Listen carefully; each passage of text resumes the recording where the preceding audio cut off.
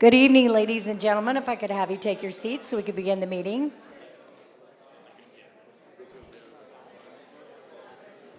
I have your form. I have your form. You what? So you're not going to speak, and I'll put it for next. Okay. Okay.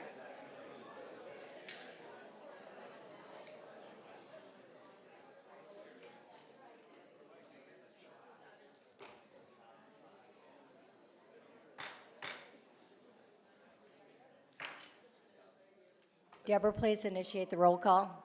Certainly. Commissioner Sarah. Commissioner Vignola. Here. Commissioner Simmons. Here. Vice Mayor Carter. Present. City Manager Babinick. Here. City Attorney Hearn. Here.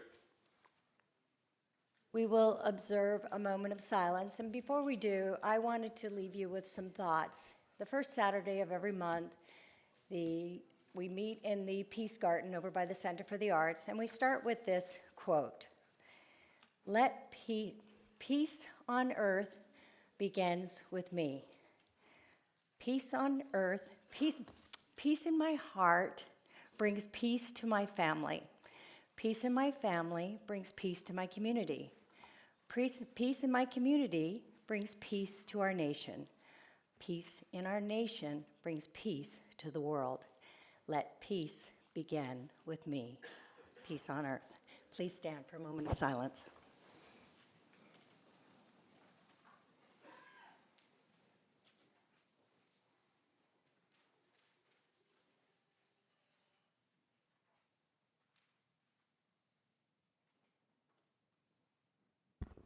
Thank you. Now we will have from the Girl Scout Daisies, Mackenzie Eckerty, whose dad is a city employee. Mackenzie, will you lead us in the pledge? Please join me in the pledge. I pledge allegiance to the flag of the United States of America and to the republic for which it stands, one nation, under God, indivisible, with liberty and justice for all. One moment, don't go.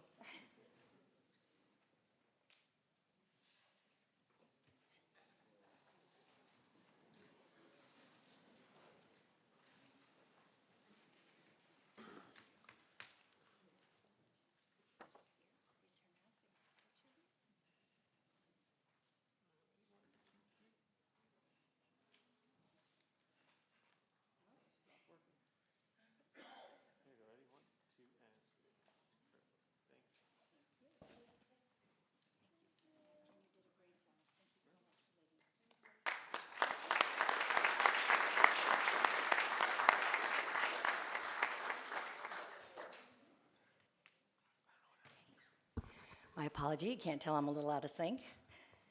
So right now I'd like to call up for our recognition the Thanksgiving food drive and related team events. And Dale is going to assist me and Commissioner Sarah. Calling?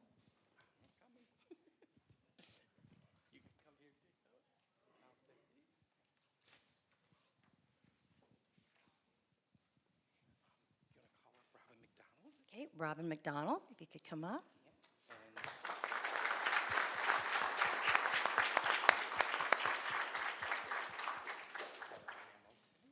Deborah Hamilton.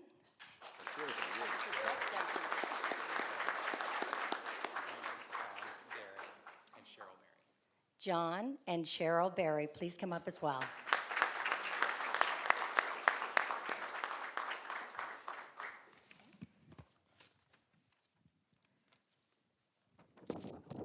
These wonderful volunteers do an incredible job of supporting our community with food drives.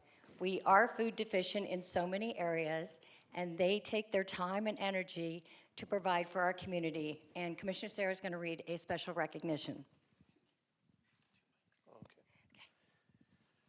First, I want to congratulate and thank you guys for all that you have done to learn as I joined the commission how this event and effort has grown is just a tremendous accomplishment. And without your efforts, we couldn't really accomplish greatness in this community. So thank you so much for what you've done. So we have a special recognition to each of you. The Thanksgiving Food Drive has been a Cornerstone City initiative for more than 30 years. Employees, donors, and businesses have successfully provided meals for 200 to 300 needy families per year. Today, we recognize your commendable actions of providing Thanksgiving bags to over 500 families in 2019. That's grown significantly. The largest donation in the history of the program. Your innovation and process improvements have drastically improved the program while uniting employees through charitable work and dedication to the community. Thank you. Thank you.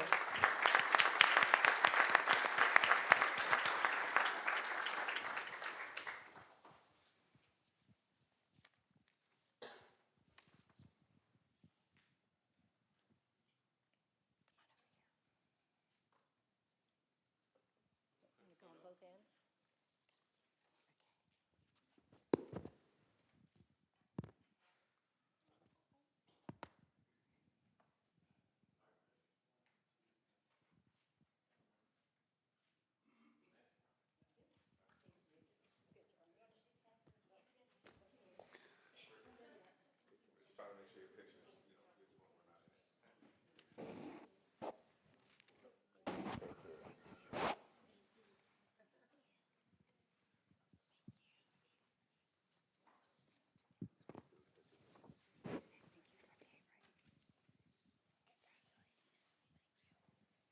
Okay, next, we'd like to recognize our MLK committee members, and we'll call. Joshua to call now? Yes, Josh. That's a good idea, since Josh is the committee liaison. There's your, to call them. All right, so when I call your name, please come up here and join us. All right. Jay Reynolds, the chair of the MLK committee. I don't see Michael Singer. Oh, is he here? Oh, okay. All right, come on up. Oh, we're all split up. Okay. Vice Chair Michael Singer, thank you. Mr. Andre, Henry Andre. Mildred Bryant. Officer Capri, if you're here. I don't think he is. Mr. Ainsworth Clark. Ms. Carolyn Courtney. Dr. Mark Gendall. Horace Horde. The wonderful Mr. Horace Horde. All right. Ms. Penny Miller, one of the greatest teachers in Broward County schools history. And a wonderful voice, yes. All right. Ms. Michelle Richards Phillips. Miss Ruffin, Miss Dorothy Ruffin, come on. Miss Emma Winston. Should I hear? Okay. All right. Miss Jackie Bolden. And this month's featured resident for Black History Month. Beautiful article. Yes. All right. Joyce Campos. Come on, Joyce. Grace Carrington. I don't see her because you would. Oh, is she here? Where? Grace. I tell you one thing about Grace Carrington. She knows how to sneak in. Like anytime I turn around, Grace is right there. Perfect. All right. Cheryl Cooper. Miss Bessie Criswell. Mr. Keith Martin. I think he is a firefighter and he is at work today, so yay him. Miss Margaret Paul. Officer Glenn Roberts. It's not here. Miss Leilani Smith. And where's Miss Janice? Come on, Miss Janice. Did we miss someone? Oh, Miss Yvette. How do we? They give me the paper, I read it. They give me the paper, I read it. That's a typo. Wow, this is such a long line. So this is a special recognition for the MLK Committee 2020, celebrating 30 years of fulfilling the dream. Thank you for your outstanding efforts and dedication in making all the 30th anniversary Martin Luther King Jr. celebration events so successful. It is because of you. Thank you. And I believe now Mr. Reynolds, the chair of the MLK committee, want to say a word. Oh, just one word, just one. Vice Chair. First of all, the first thing that I wanted to say is this. I was sitting in my chair just thinking about this, and I moved here about 25 years ago, and this place has certainly changed a little bit. Wiles Road looks a little different. Sample Road looks a little different than when I moved here 25 years ago. But I will tell you something, that what has not changed is this feeling of community in this great city that we live in. The decency of the people and the feeling of community has not changed. It's endured, and I'm so grateful that to be a part of this community. And what I wanted to say more than anything else is to thank this community, this committee. You guys are amazing. You guys are just a testament to what this community is all about. And I thank each and every one of you for all of the hard work that you've put in over the course of the last year. One last thing I'm going to say, for the golfers in the room, we have a golf tournament on the 13th, March the 13th, benefiting worthy high school students here, as well as commemorating the life of Martin Luther King and Skip Campbell. So if you are a golfer and you have not registered to play golf or decided that you would donate, please do that. I want to also introduce, I'm sorry? Because it goes to worthy high school students here. That's where all the money goes to. None of it goes back into the committee. It all goes back to the scholarships. Also want to introduce the incoming chair of the committee going forward. Just want Michael to say a couple words. Yay. Well, I've been on the committee now for, I don't know, 15, almost 16 years now. Yeah, 16 years now. And it's only gotten better. Our program has gotten bigger, more diverse, more popular as far as the people that participate in it. And it's a great feeling to be part of this committee. Like Jay said, because we're such a unified community, doing something like this just fits real well. And I think I speak on behalf of everybody here, that we're real proud of the work we do. And we're glad to do it, and we look forward to another great year. Thank you. We need to move in. Like you like each other. Come on. All right. Come on. Okay. Do we need more people on this side? Okay. Are they?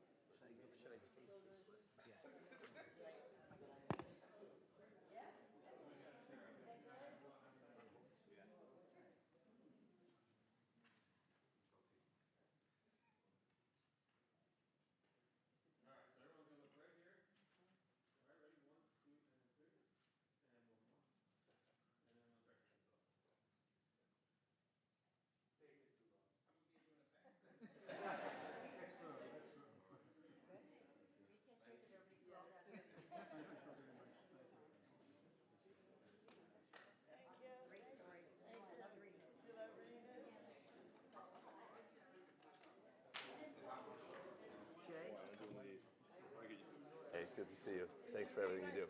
You did a great job this year. Thanks for everything you've done. That's good to see you. So you. Yeah. I'm in. Frank and I are playing. Yeah, we are. Yeah, we're playing.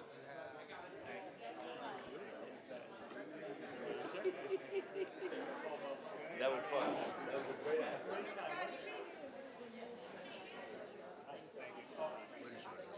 Something, right? Love you. Oh, for the contract? I'll talk to who's working on it.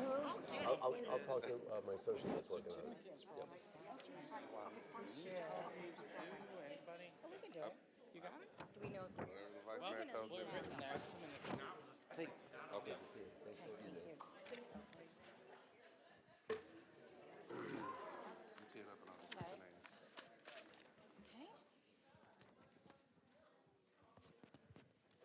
So it always takes a team, a village, to make it a great experience, a great event. And because one of the big reasons that the MLK is successful is their support that they get from the community. So we'd like to recognize the sponsors of the 2020, is it 2020? I thought it was, oh yeah, it was this month.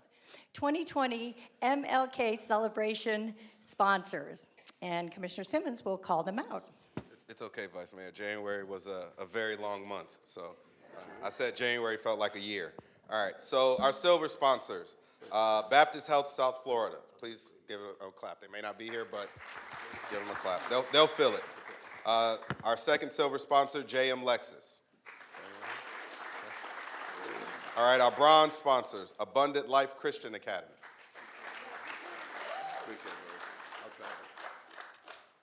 Our next bronze sponsor, Allison Clark D'Souza, Dr. Allison Clark D'Souza. Bank United.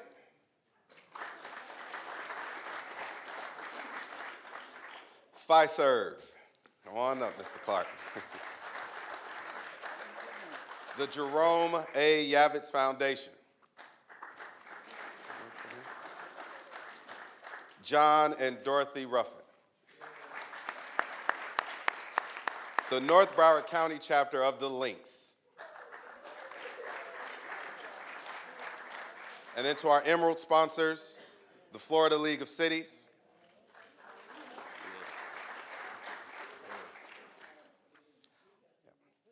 Our County Commissioner, Michael Udine, which I'm sure he's running around South Florida, so. Vision World, Dr.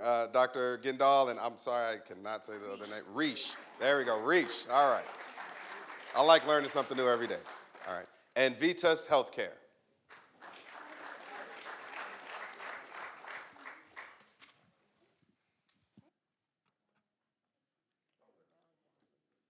And one more, Forum Publishing Group, media sponsor. The Spectator magazine was also a media sponsor, and I believe that is it. So.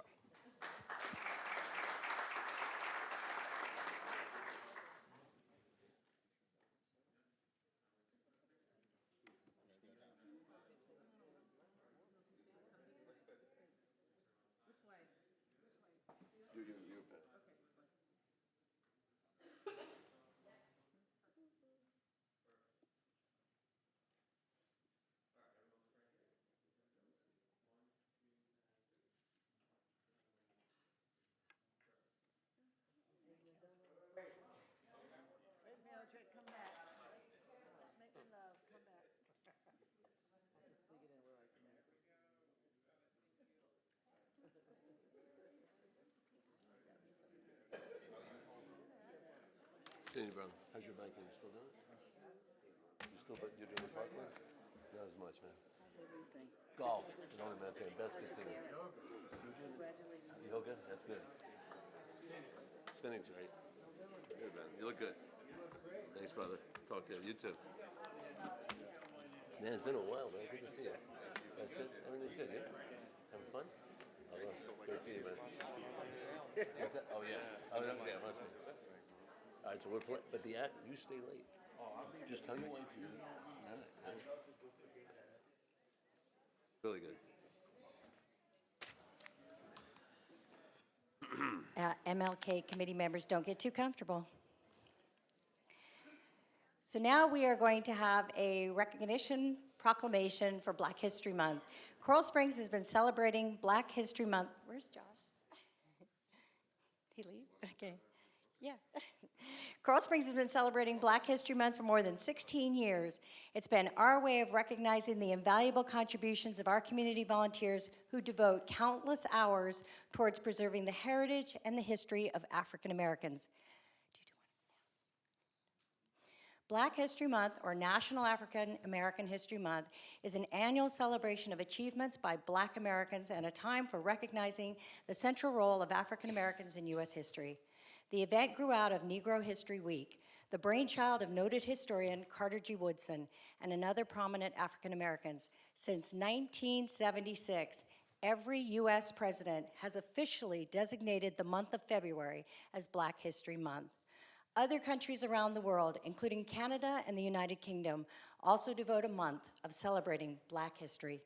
The City of Coral Springs has gone one step further by hosting a program on City TV for the entire month of February with a daily highlight of the accomplishments of African Americans, past and present.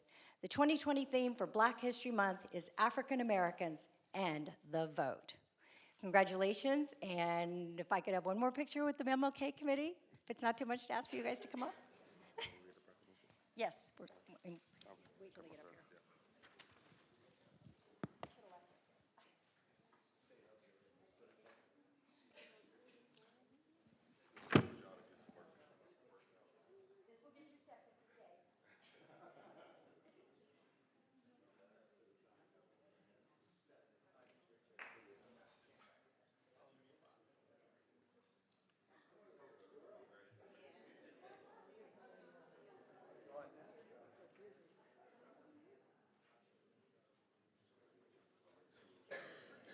All right, so in recognition of the extraordinary contributions that African Americans have made to our community and the nation, the city proclaims February as Black History Month. The city strongly believes in strength and diversity, and this is a time for all Americans to remember the teachings of those who helped build our nation, took a stance against prejudice, and enhanced civil rights for all. Therefore, we, the City Commission of Coral Springs, proclaim February 2020 as Black History Month. And we all know Black history is not just a month.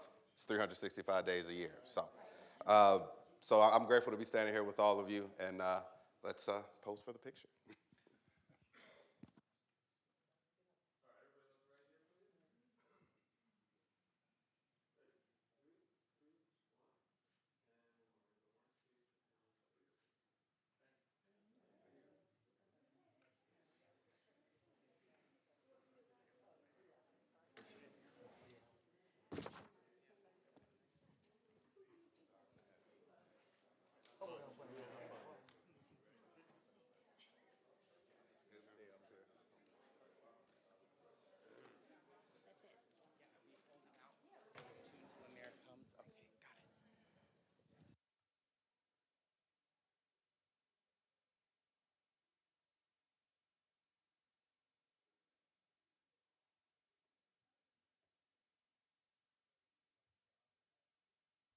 So as you noticed, our mayor is slightly delayed. He should be here shortly. So we're going to take a slight pause in the recognitions and move on to the rest of the, what? He asked, he wanted to be here for you. So, right. So I apologize for the pause, but it was requested. So I'd like to open up the meeting to public comment. Deborah, do we have any assigned speakers? Yes, Vice Mayor, we do. Originally, Rosa McCartan was going to come, and she asked to be moved to the next meeting. So our next speaker is Stephanie Clark, followed by Dan Clark. Great. Mr. Clark, if you could come up and state your name and address for the record. And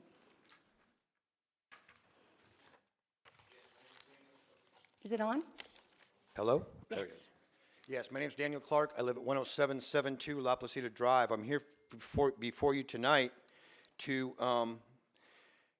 I was sent a letter, everybody at La Placida was sent a letter this past week, and it's from the actual homeowner association out front. They're threatening to block the road there by us, and if they do that, they would landlock 76 units. There's no way to get in and out.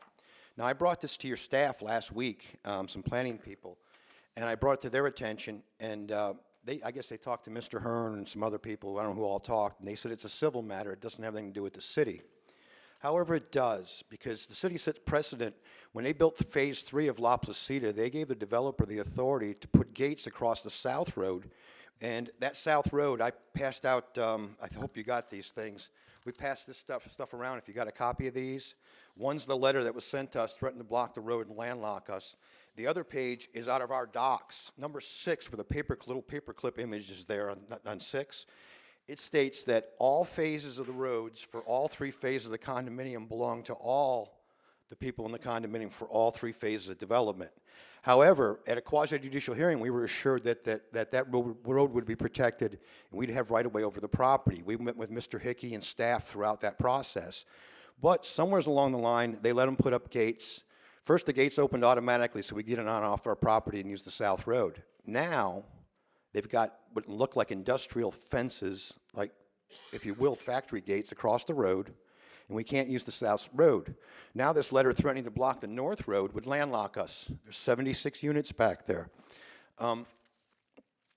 I've brought this to your attention before. We've been coming to the meetings before storms because we can't get out our north road because the new development floods the north road now. And we raised those questions too. So before storms, we've been coming to you asking to unlock the road like before hurricanes so we can get our vehicles out of there when it floods. Now, Mr. Hearn claimed at one of those meetings, and Mayor Gold was at that meeting. He was no longer mayor, but he was at the meeting. And he had been at the quasi-judicial hearing where they assured us that we would keep our right-of-way over this property. And Mr. Hearn at that meeting said that the decision was made to block the road at a quasi-judicial hearing. Now, I was taught never to say a staffer lies, and so I'm just going to say me and Mr. Hearn have a difference of opinion. And Mayor Gold came to me after that meeting and said, Dan, I was at the dais, and I don't remember anything about blocking that road. In fact, they were guaranteeing us that we'd have right-of-way and easement. So I'm coming to you now, even though this may be a civil matter for the other road, you guys set a precedent. Mr. Hearn set a precedent when he allowed them to lock us out of the south road. Also, I only have a few seconds left, so I don't have a driver's license. I'm just about to turn 60. I've been walking around or riding my bike around that south road for the past couple of years when my deed to my property says that's my right-of-way. So you guys have gotten yourself involved when you gave them permits to put across the south road, and we don't want to come in there now and have a problem. So I'm asking, I'd like to, there's not time to break, I'm doing this cold to you guys, okay? So it's not time to discuss all this right now. I would like to meet with any one of you can maybe help me with this. I'd be glad to set up a meeting and meet with you because there's not time to do all this in 3 minutes.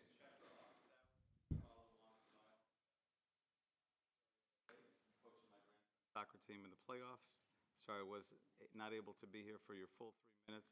We did hit the time limit. You can contact me, and I'm happy to meet with you. Anybody else? Thank you for being here. Yeah, we're not required to give a response to any public comment. Sometimes we do, sometimes we don't. And it's not a matter of disrespect when we don't. Often at city commissioner comments at the end of the meeting, we'll bring up what was spoken about during public comment. Thank you. Welcome. Is there another speaker, Deborah? Yes, there is. Stephanie Clark? Welcome, Stephanie. Hey, thank you. I'm Stephanie Bravada Clark, and just want to elaborate on some of the things Dan spoke about. So the gates went up and down when it first opened. Then I've come to meetings. I went to planning and zoning before it was built. I came to commission meetings. I went to the quasi-judicial hearing, talking through with the staff through every step of the way. Apparently, a permit was given for this gate, this commercial fencing. I kind of feel like you knew who I was, the staff knew who I was coming to meetings, but nobody in La Placida was told that there was any kind of permit that we could challenge. I also want to talk about, at the quasi-judicial hearing that we talked about, or Mr. Hearn asked Mr. Mealy about an 8-inch water main being an expanded main because now we have all these homes, we need more water pressure. And they were like, oh yes, we're gonna get this 8-inch main because you need this, we all need it. But after the meeting, I don't know if there was a subsequential meeting, but we didn't get that. And so I brought it up at meetings and I said, well, what's my water pressure? How do I know we have enough pressure for a 3-story building? We have a 3-story building, what if a fire? After the meeting, one of the firemen said, well, you have a pool and we can use that water if there's not enough pressure. That's not really felt comfortable with that. But I said, well, can I have notice about what our pressure really is? You go and you check fire hydrants, so what's the pressure? And they assured me, I think we came maybe 2 or 3 times about this 8-inch main, that they would get me how much pressure was in the line so that we could, they could assure me that we had pressure for fires or whatever we needed. And I've never seen anything. Nobody ever contacted. They came after the meeting and said, yes, we'll contact you. We have all this. And, nobody ever contacted me with anything. I did call the fire department, asked them how I could get copies of those, reports. The main never got put in, and I never got a report of how much pressure we really have. So these are some of the things that happened at a quasi-judicial hearing. We thought we go there and things were set in stone. We thought, you have a hearing and you tell us things are going to happen. But then I guess there's meetings afterwards that we're not privy to, that these things can change or variants are given. I don't know, but we didn't get the main, and the gates were closed months after we had the gate that opened and closed, and then these chain link fence, commercial fencing was put across, which I've never seen that around Coral Springs, where a development is, barred with this commercial fencing. So these are some of the things we'd like to meet with some of the staff about. Thank you for being here, Stephanie. Any other speakers? Would anybody else from the public wish to be heard? All right, Randall, and again, please, everybody, excuse my tardiness. Welcome. Cutter, 12655 Northwest 17th Place, pastor of New Dawn Community Church, co-chair of the Clergy Coalition of Coral Springs and Parkland. And obviously, this will probably come up tonight, but we know that last week was a week of reflection, a difficult week for all of our citizens. And I was very pleased once again to see how involved not only the city commission, but the city staff was. I ran into Mr. Babinick at the Memorial and Pine Trails, and several of you I ran into, and obviously, just because I didn't run into you doesn't mean you weren't there. I mean, I know that there was tremendous support. But even above that, I see your caring and your heart for this community, and as someone who is in the caregiving business, I just wanted to commend you, all of you, the commissioners, the mayor, the vice mayor, and the staff, for being so open and available to the citizens of this community, because you have a major impact in their lives. It is an incredible thing that you do when you simply stop and let someone share their heart with you. And because of the fact I counsel with people who are still, working through PTSD and all the other things, and you all know, because there's many, many counseling positions in, people that are working hard, your ability to impact our community has been positive, and I simply wanted to come up here, commend you, and thank you for it. That's very kind of you. Okay. Thank you, Randall. God bless. We appreciate it. Would anybody else from the public wish to be heard?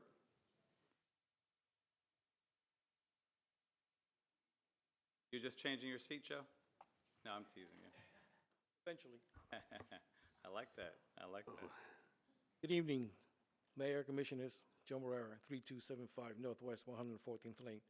I'll come before you tonight to ask a question in regard to one of the items on the agenda.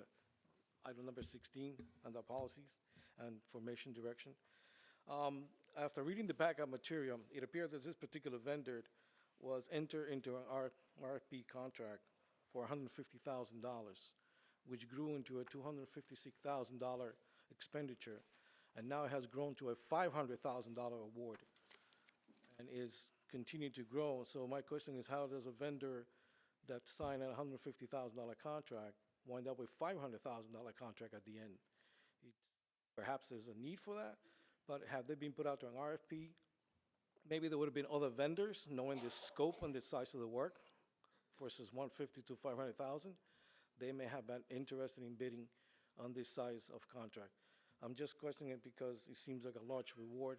Perhaps it's all proper and it's all done correctly based on the need, but as a resident looking at the dollar expenditure, it just piqued my curiosity to find out if there was a particular reason that we could learn as to why that money, it grew to the size that it did. Appreciate that. You will when Alex comes up for item number 16. I appreciate your time. Thank you. Thank you. Would anybody else from the public wish to be heard? All right, seeing none, public comment is closed.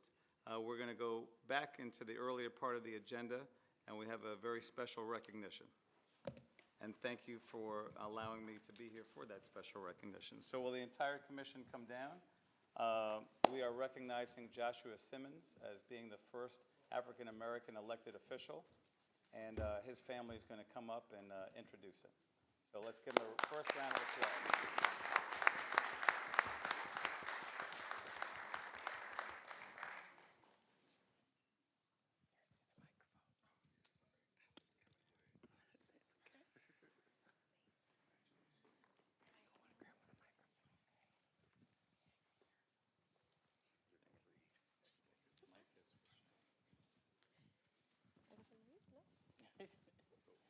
Gonna give him, so what happens?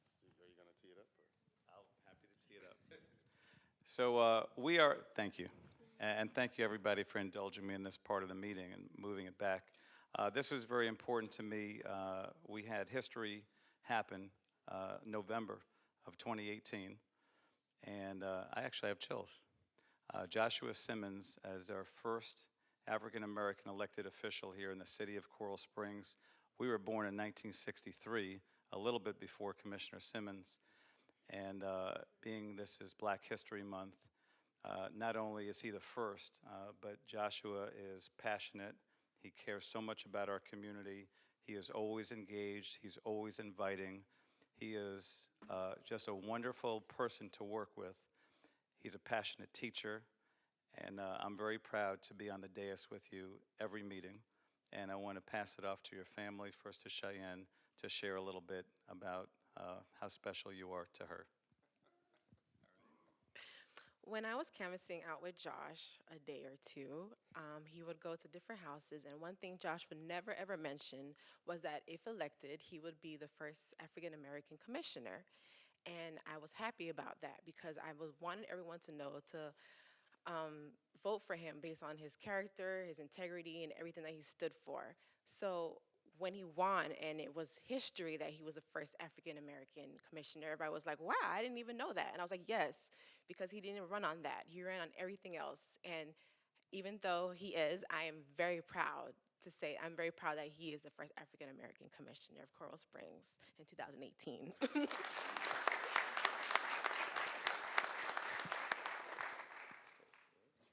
Alrighty, everyone. So my name's Jade White. I'm Joshua's little sister, and he's my best friend as well as my mentor, as well as everything that I look up to as a person. And the fact that he did make this monumental historical moment, I still remember when he called and he was all excited, and we were all excited for him. I was in New York at the time. My mom was in Florida. Cheyenne was here in Florida. We're all over the place. And there's not a day that goes by that I'm not proud to call this man my brother, my best friend, my mentor, and everything above. So proud of you, brother.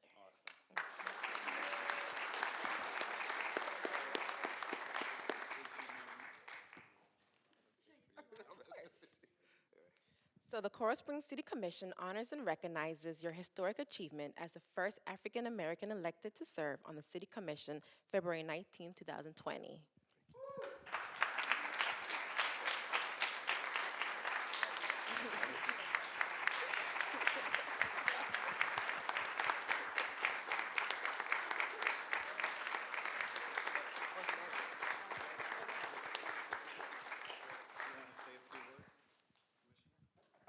Well, thank you, everybody.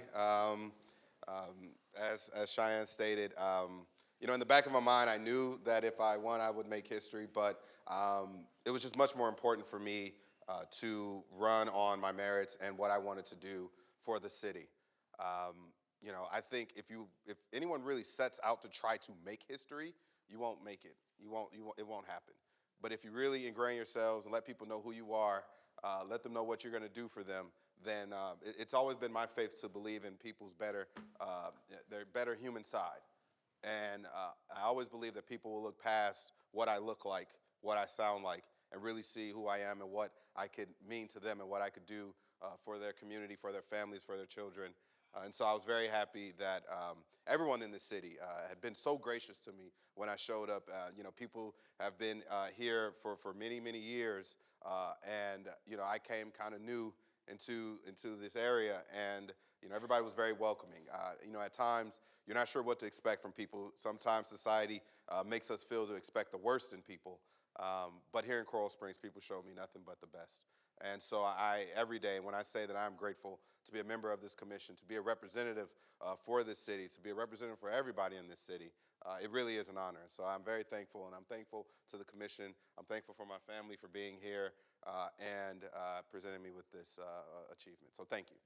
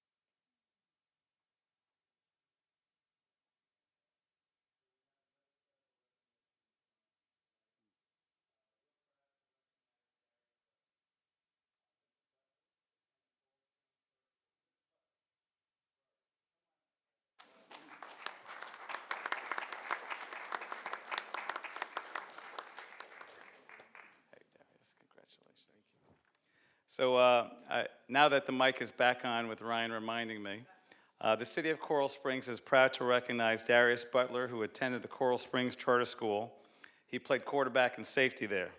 In addition to football, he also ran track. He played basketball.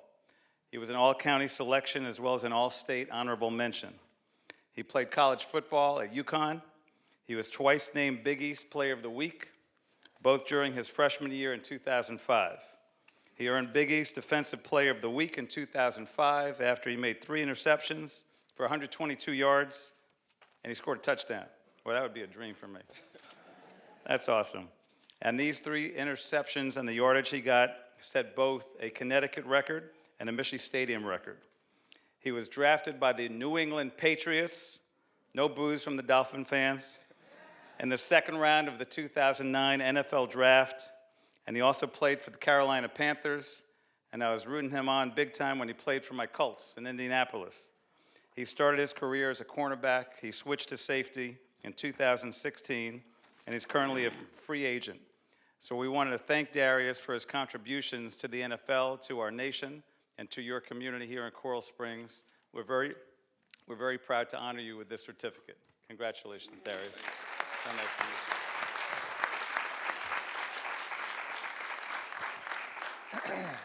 I have to say that I have to take a little point of privilege here too, as the Broward County Athletic Director, and having the opportunity to be a part of Coral Springs Charter, and then a couple years ago walking the halls with Mike Higgins, the Athletic Director, and then coming across your picture and to hear the great things that he shared with me about your time at Coral Springs Charter just made my absolute day. And we put on a piccolo event every year, and you were part of that too. And just, you know, you've had a phenomenal high school, collegiate, and professional career. And coming from a guy that played high school sports, but it was a tragic story, I congratulate you on the phenomenal things that you did. So on behalf of the city, and especially our mayor, I want to present you this certificate.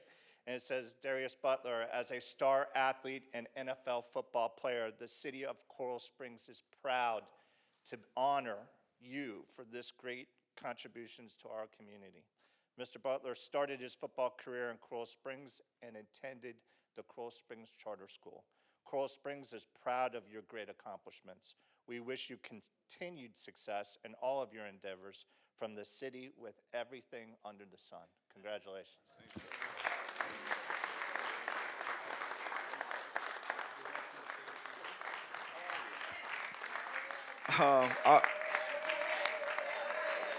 Thank you. All right. I'll be short and sweet. Just thank you, first and foremost, for having me. You know, honestly, I've been blessed to be in this position and be surrounded by a lot of people who, you know, help groom me into who I am today. Obviously, it starts at home. My beautiful mother and my father back there, Mitchell and Sabrina Butler. I have 2 of my siblings back there in the sheriff vest, my brother, Darrell Butler, and my little sister, Monet Butler. But we're a big family, tight-knit family, and that's the same attitude we bring to the community, whether we're in a school, whether we're in a church, wherever we are. It's tight-knit. It's about looking out for each other. And, you know, I want to say, again, congratulations to you, man, because that's a huge, huge accomplishment. You know, to do that in 2018, it's amazing. But Mr. Singer, I can't go without saying Mr. Singer too. He was my teacher way back with Coral Springs Charter when it first started, and I had no idea where I was going when I showed up to Coral Springs Charter. It had been a strip mall before then, and literally my dad, he took me out because actually in middle school I was getting in some trouble, and he took me out of middle school, completely out of middle school. I was homeschooled, and he was like, you know what, I'm taking you to a different place. I'm taking you to Coral Springs. I'm like, Coral Springs? What is that? And I literally woke up in the car, and I'm like, where am I? And he was like, it's your new school. And I'm like, all right, you know, this is what it is. And I had been homeschooled, no friends, no homework, so I didn't care where I went. And Mr. Singer, he was my favorite teacher there. He just kind of prepared me for life after high school, and as far as being a man and being accountable, you know, and being, you know, one of the, you know, the big name in school. A lot of the kids looked up to me. Actually, the vice mayor, I went to school with her daughter. Her daughter's after Tara. Yep, her daughter's out. Her birthday's the day after mine, actually. So it's been a family since I've been here, and I just want to say thank you, and you know, thank you.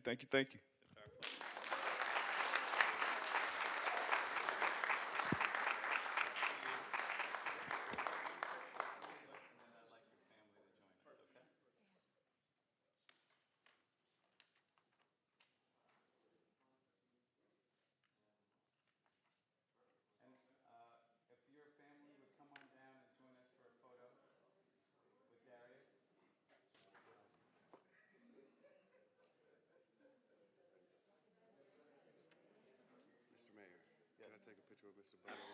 Absolutely. Come back and take a picture with you. Yes, we're going to get.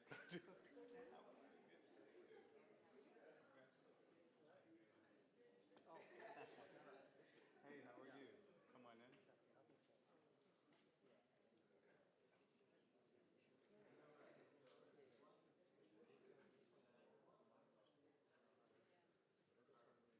So we'd like a couple more pictures. I know Joshua would like one, and we'd like one with the whole commission. You got time for that? All right, great. All right, you're up next. Larry,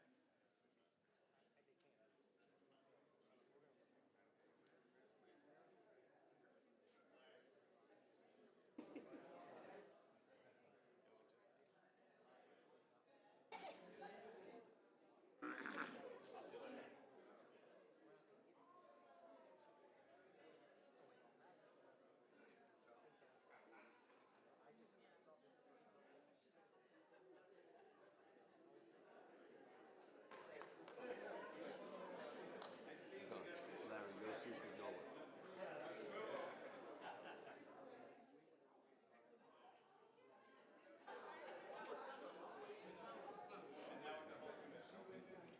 know it. Larry, Joy? Joy, will you come back for one with Oliver?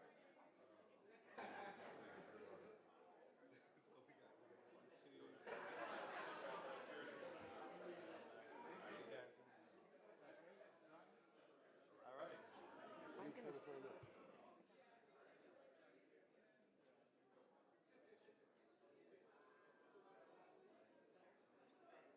Thank you. Thank you so much, and congratulations. Parkland, money.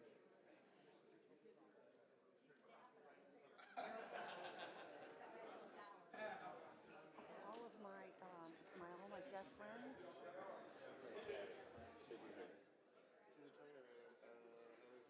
Which one? The one at Coconut Creek. I'm gonna have to go get some training. Yeah.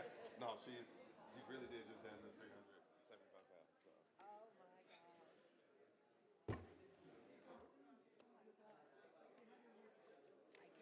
So she got her workout. Yeah, right. She got her workout thing like from girlfriend's amazing. She trained all the time. That's a funny thing. Oh, wait. So we didn't get to 7, right? We never. No, we never started.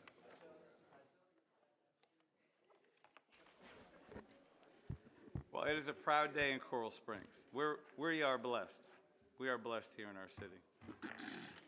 Our next item is public hearing number 7, ordinance 2020-105. This is an ordinance of the City Commission of the City of Coral Springs, Florida, amending Section 11-11 of the Code of Ordinances entitled Noise Disturbances in order to delete a conflicting application fee, provided for conflict, provided for severability, provided for codification, provided for an effective date. Mayor's request to hold a public hearing, approve first reading, and set second reading for March 4th. There a presentation? Mayor, there's no presentation. Okay. This is some language that cleans up a discrepancy in some of the charges. Chief Perry's here to answer any questions, should you have any. Okay, it is a public hearing. Is there anybody from the public that wishes to be heard? All right, public hearing is closed. We're looking for a motion to approve and move to set approve. second reading. All right, moved by Commissioner Simmons. Second. Second by Commissioner Sarah. Any discussion, any questions for the chief? All right, seeing none, all in favor, please say aye. Aye. Any opposed? All right, carries 5-0. We love Coral Springs Police Department. Woo! Everybody was a little nervous. The sheriff was in here. Everybody was like, wait, why is he here? No, don't worry. We got you. And just to be, Never nervous when the sheriff's. Always well.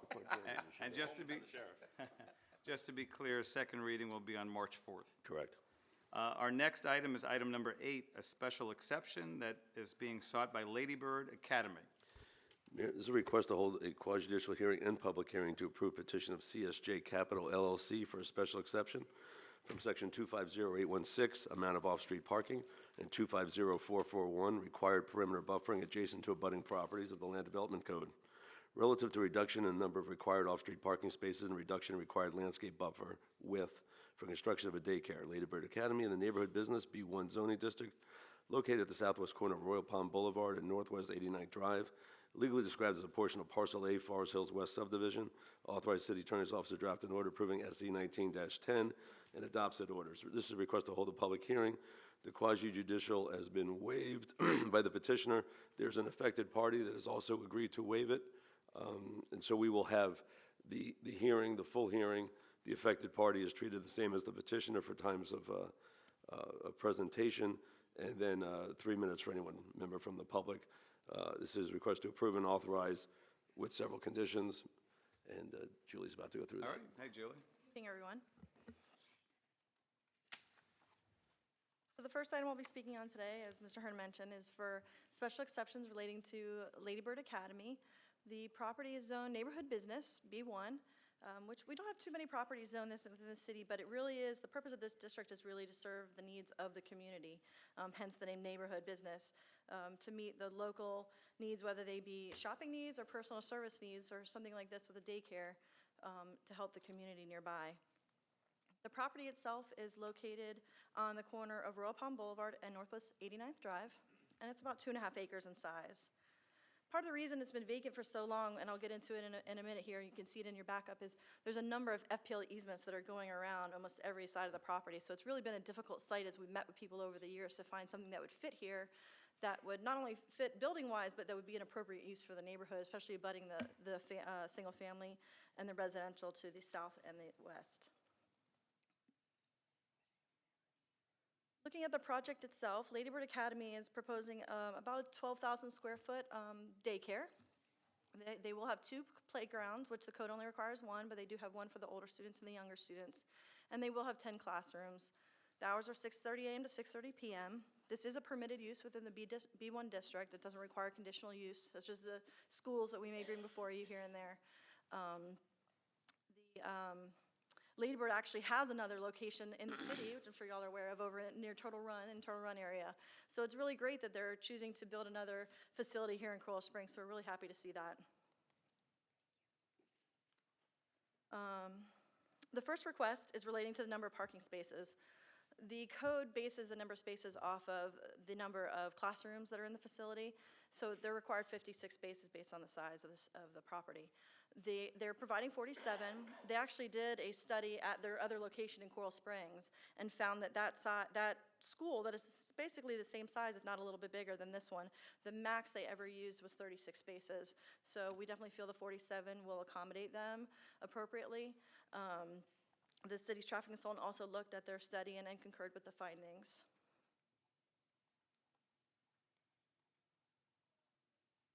The next request before you, sorry about that, is relating to the required buffers. So in green, as you can see, those are all the FPL easements that are existing around the property. At the front, there's a 15-foot. Along the west side, there's a 25-foot, and at the rear, there's actually an 80-foot FPL easement. So the code does not allow for buffers to be located within easements like that. So this is purely really a technicality of the code. As you can see, the requirements are well above and beyond being met as far as green space goes and helping to establish those buffers. So while if that easement wasn't there, they could have provided only 12 feet. At the south side, there's going to be about 92 feet of green space there abutting the canal and the single-family homes. There's also going to be PVC, 6-foot PVC fencing around the playgrounds and the west and the south sides of the property as well.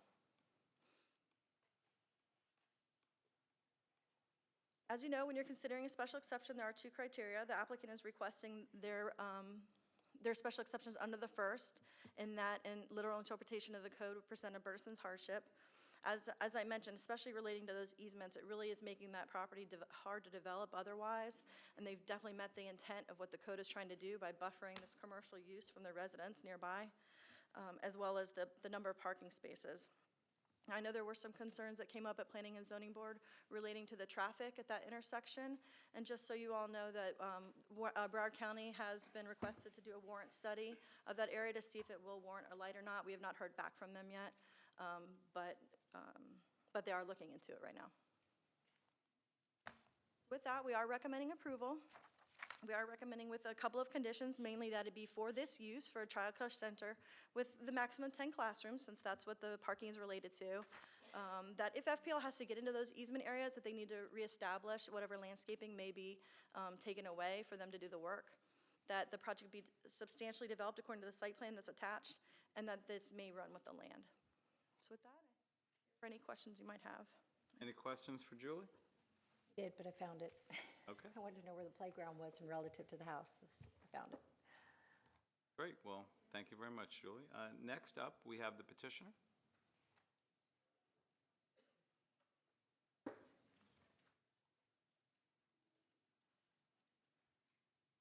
Bring the PowerPoint back up, if you don't mind, Matt. Welcome. Good evening, Bob Ziegenfuss, Z Development Services, 708 East Colonial Drive in Orlando, Florida. I'm the civil engineer for the project. I'm here representing not only the property owner in this petition, but also the Lady Bird Academy, who's under contract to purchase this property at this time. So I thank staff for their presentation and wanted to just go into a little bit more detail about the merits of the case. I do have a PowerPoint presentation. I think they're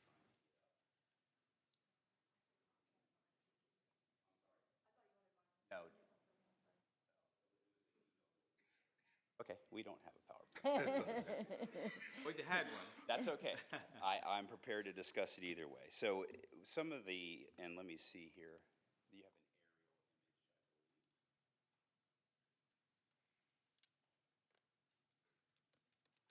Helps a little. Okay.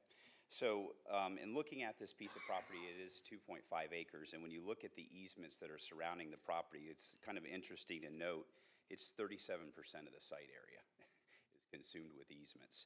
It's just under an acre of land that's consumed with FPL easements. So it's obviously a hardship to develop this property. It is an approved use for the property and a great addition to the neighborhood and does service the neighborhood, hence that neighborhood business zoning category.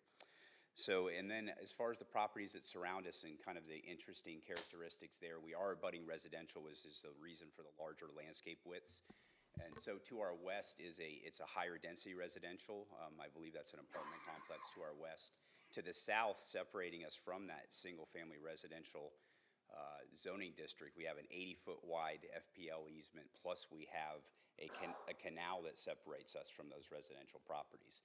And then across the street as well, that's a higher density residential development.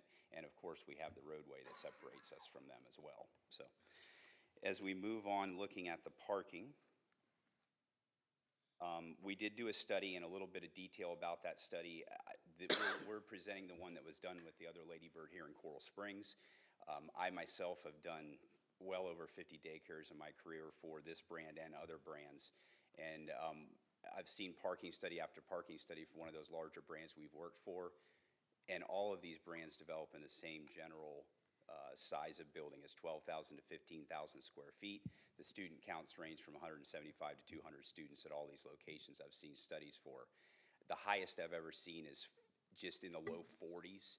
And these are in 15-minute increments between the hours of 4 and 6 in the evening and 7 and 9 in the morning. And we did it for 3 consecutive days, recorded every 15 minutes how many cars entered, how many cars left, how many spaces were occupied.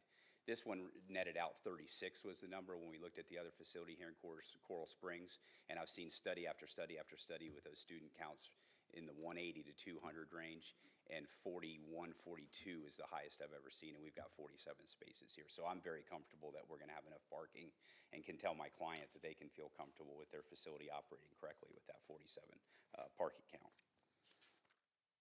And then the other is the landscape buffers, and really that is a big challenge. One of the important things to note as you look at this, you see the green areas and the orange areas. As you're driving by on the street, we've actually, if you have a 25-foot landscape buffer, and we're providing 6 more, as you drive by, you're gonna see an effective, 31-foot landscape buffer. The plantings are just forced into the smaller area that we're quoting as being provided. Now on the north side, that's 6 feet of planting area. And on the west side, it ranges from 6 to 8. On the south side, it ranges from 12 to 19 feet in width. And that's the actual planting area. We plan to provide all of the code required plantings just in a smaller area. And again, as you're driving by down the street, nobody's going to know that, oh, that's an easement, not a landscape area. It's effectively really giving a larger buffer as you're driving by on the street and taking a look at it, or if you're a neighboring residential piece of property, it's effectively providing a wider than code required, just the plantings being in the smaller area. So with that being said, I'm here to answer any of the questions you might have and reserve the right to come back up here and address any concerns any neighbors might have. All right, any questions from the dais? All right, seeing none, thank you very much. Next, there is at least one affected party, I understand, that would like to be heard. Marion Schnapp.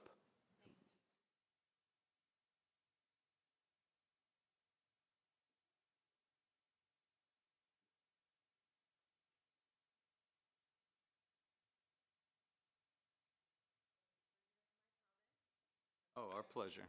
Welcome. Marion Schnapp, and I live at 8950 Northwest 23rd, which is directly across Royal Palm. At the prior meeting, they expressed that they would have 27 employees, and so assuming the 27 employees will park in the 47 parking spaces, that only leaves 20 for 170 parents, and I'm skeptical about that. They're not the kind of kids that you pull up to the place and open the door and say, "Bye, Johnny, have a good day." They're little kids, infants to 5. So the parent has to park, get the kid out of the car seat, get the equipment, and go in and hand them off directly to the teacher and come back. So that parking seems inadequate to me. The surrounding businesses had come on the last hearing to say that they really didn't have any parking to spare, and they were hoping that they wouldn't, park in their spots. So I think parking could be an issue. My main point was about the street, and as one of the zoning board members summed it up last time, he said, "What's the difference if 500 more people go left and right down Royal Palm Boulevard?"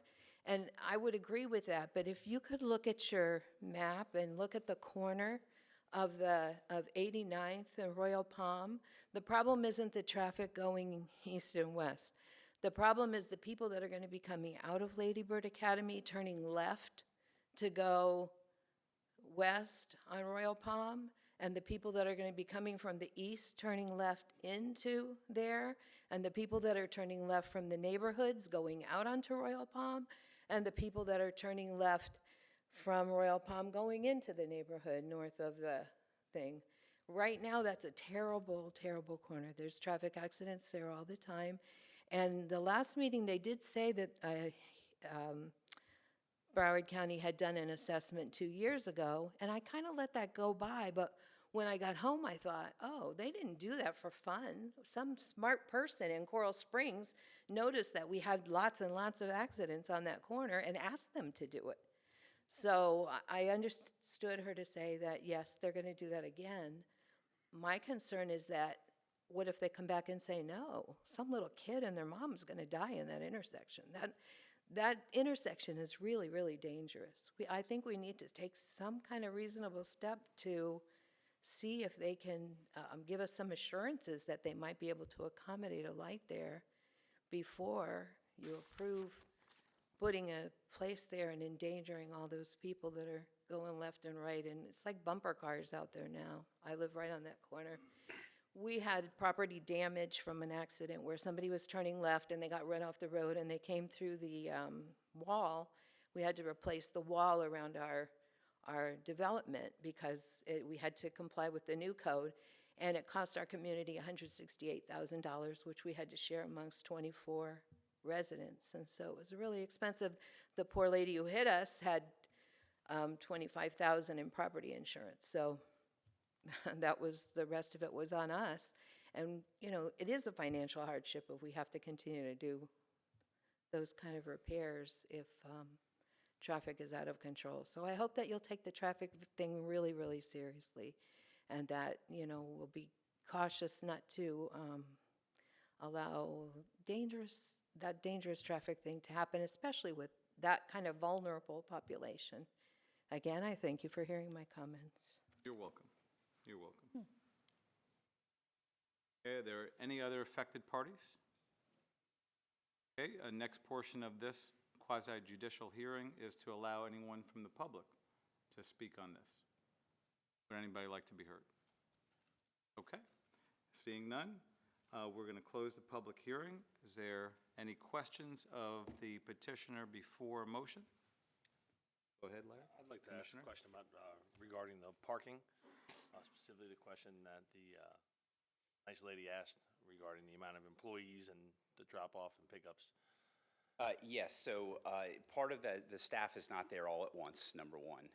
And then as far as the drop-off and pickup time, drop-off usually ends sometime between 8:30 and 9. And so the majority of those staff members that are there to peak out the staff for the day are coming during a time when the parents aren't picking up and dropping off the students. So they actually bulk up the staff as school is starting once the drop-off periods end, and then they start letting them go earlier in the afternoon. So, and that's how all of these daycares are operating in order to wave those people in and out of there.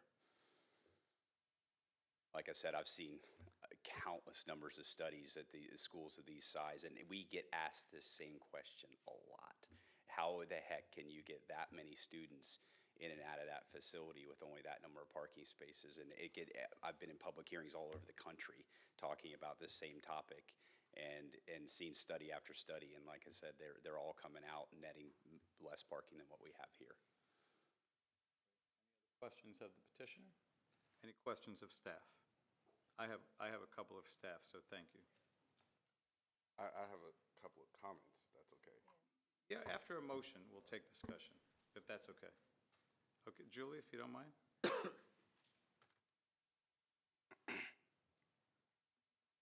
So two questions I have, and I'm not sure if you can answer it.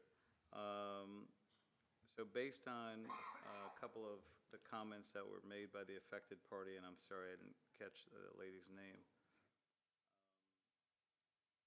She talked about potential problems exiting and going west on Royal Palm. So it makes me think, is there a way to either potentially look into having a right turn only and/or a light? And what would be needed, if not now, to potentially pursue that later? Well, Broward County would do a warrant study, which they're conducting again right now, to see if the number of cars that are in the intersection warrant or, cause for the need for a light. So depending on the findings of that study, then we would look at whether or not a light would need to go there or not. And would that be the same with a right turn only? Correct, yes. Okay.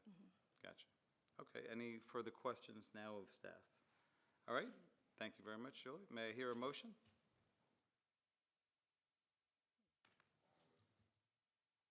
Even if it's for I will move discussion to only. approve. Move to approve. Move to approve by Commissioner Simmons. Is there a second? Second. Second by Commissioner Sarah. Discussion, Commissioner Simmons first. All right, so I live around the corner from this lot. I drive past this pretty much every day. I mean, especially when I come to City Hall. And I will tell you, this is a terrible, terrible road to be on, especially during rush hour or in the mornings. The traffic backs up. You got different people coming out of different residences, the different roads. I'm looking at it on Google Maps right now. And especially with the Publix parking lot right there, this is just a terrible stretch from University to Riverside down this road. And so I would say, I'm not sure if the traffic study will warrant a light, but I think if this is a right turn only, I think we could alleviate some of those issues. I think making a left turn out of here makes absolutely no sense coming out of on this road at this. That will put a lot of people in danger. I guarantee you, because it's a very big, it's a big wide road, and creating a left turn out of here, I would not. I can't. I don't think that would be a good idea. I really think this should be a right turn only lane coming out onto Royal Palm, and having people to have to kind of come up and possibly make that U-turn and come back down. I just think making a left turn out of here is that'd be too much. So along those lines, I often will travel to court from my office and come down there and then make the left turn from the north heading east. and often I have to wait quite a bit. I mean, I've got to really be patient coming out of there. So if there's any way to potentially make that a requirement, I haven't dealt with this in a long time, but I have the same concern and the same solution that would make me feel comfortable, saying yes. Any other comments, Vice Mayor? I was actually there today, Okay. making that turn, and it was 1:15-ish when I did it, and it was very clear, not a problem.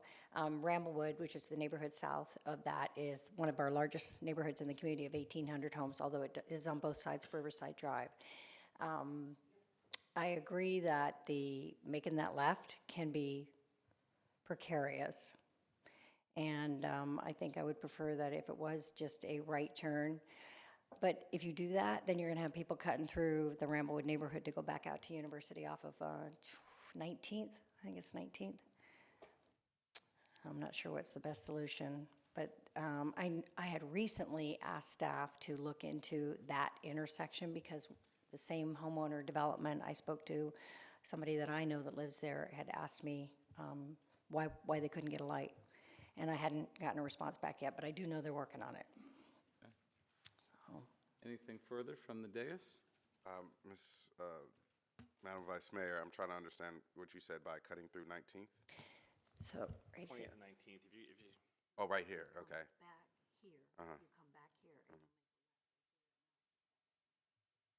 Oh, that's a long cut through.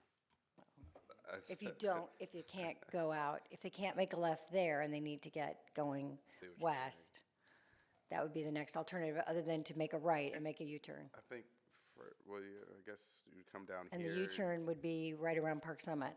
Right. I don't know, a left-hand turn, a left turn out of that is just, that's dangerous, man. Especially if you got people getting picked up around 6:30 p.m.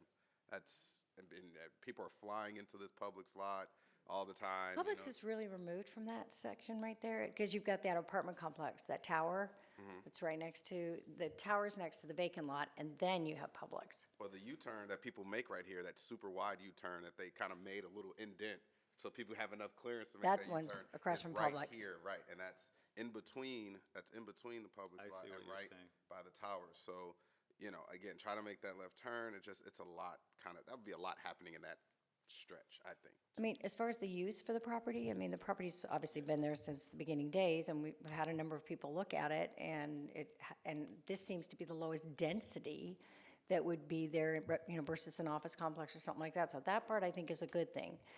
But I agree. increasing the probability of more crashes, that isn't such a good thing. So it sounds like we need some kind. Well, we have follow-up from staff. Yeah, so right now, as staff indicated, it's being studied whether a traffic light's warranted. We'll ask for if a traffic light's not warranted, we'll ask if the right turn only can be considered. The county has final say on that, but we will go through the process. All right, any further discussion? I too feel like it's a good use for this property. I am not concerned about the parking. I haven't done a little bit of research on that. I think it could be, at different points of time, a concern, but for the most part, I think it will be a non-issue. And I too share with my colleagues about the safety of the kids and the people there, and not only them, but the people that live around that surrounding community. So I appreciate our city manager's position and trying to look forward to hearing what the end result is of that. Yeah, I mean, the only real, my time on the commission, the only real interest I heard about this property was from actually a gentleman who used to sit on this seat many years ago before former Commissioner Gold, Alan Poland. He had called me about 6-7 years ago about putting an auto parts store in there. I think this is a much better use for it. 89th and Royal Palm has been dangerous since I was in high school.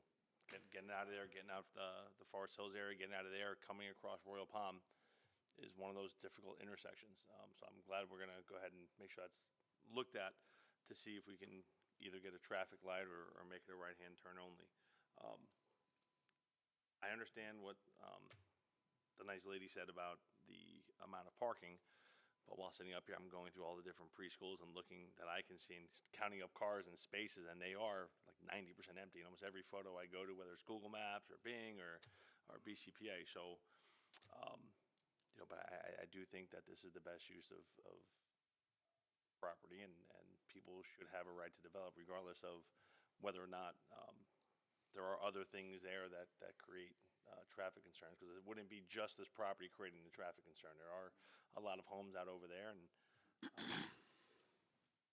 Thank you. Anything further? Yes. And just to be clear, and thank you for coming up and addressing, these issues. I mean, as you can see, we needed to hear from you as well to help have, a discussion on this.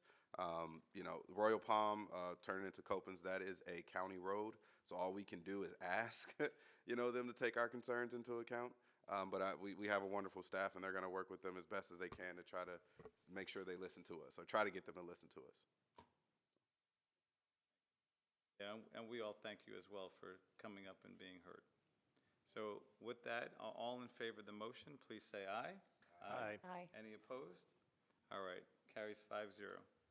Thank you very much. We're on to item number 9, regarding a special exception for Cornerstone Downtown. Downtown. I'm a little excited. This is a request to hold a quasi-judicial hearing and public hearing to approve petition of La Boca Partners LLC for a special exception from sections 2501055, circulation, 2501056, block length and perimeter, 2501058, building topologies, 2501059, DTMU, excuse me, building type table, and 2501061, general design standards of land development code relative to bike lane requirements, minimum maximum block lengths requirements, and ground floor active use requirements for parking garages facing onto streets for construction of a mixed-use development consisting of 84,000 square feet of retail, 210,000 square feet of commercial, a 138-unit hotel, and 352 residential units in the downtown mixed-use DTMU zoning district located at the southwest corner of University Drive and West Sample Road, legally described as a portion of Tracts 1 and 2, Section 21, Township 48 South, Range 41 East, Florida Fruitlands Company Subdivision Number 2. Authorize the city attorney's office to draft an order, approve SC 19-11, and adopt said order. Petitioners waive the quasi-judicial. There have been no affected parties that have signed up. This is a request to hold a public hearing, approve, authorize, and adopt the special exception request, SC 19-11. Thank you, John, and please drink some water. Good evening again, everyone. It's a huge night for downtown. This is definitely one of the most exciting projects I've ever had the opportunity to present to you all.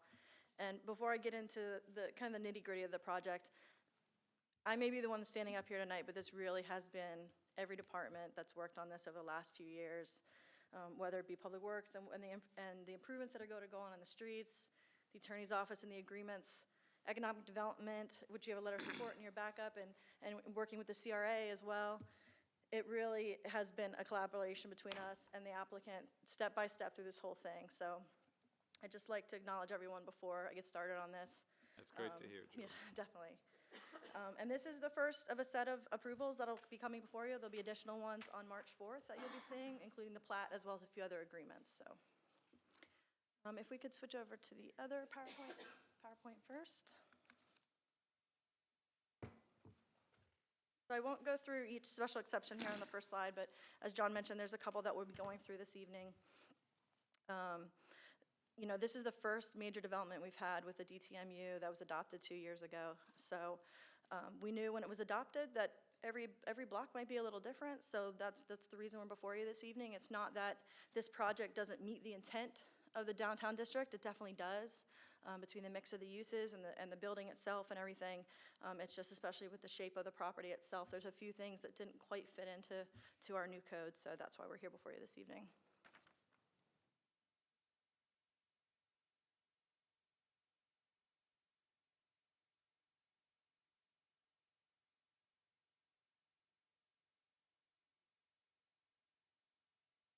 Well, I'm sure everyone's familiar with the property itself, but just in case anyone here is not, the Financial Plaza building was built in 1974. As you all know, it's 10 stories. The property itself is a little over 7 acres right now. Once they're finished with their plating and different dedications that have to happen for FDOT especially, Department of Transportation, the property will shrink down size to about 6.3 acres in size. So that's another reason for a couple of the exceptions, which I'll go into a little bit more in a few minutes. And the owners, Laboca, they purchased the property in 2018. As you all know, the local activity center, the land use for the property that really first allowed these mixing of uses was adopted in 2005. We followed up a couple years later with the actual downtown zoning district. And this is our first form-based code. So it was different not only for staff, but for applicants that we deal with all the time and looking at it and how it was really gonna fit with the downtown. And the form-based code itself is different than our traditional zoning in that it doesn't say these types of uses must be separated by these things. It says here's what the building we want it to look like and feel like and how it's gonna interact with people.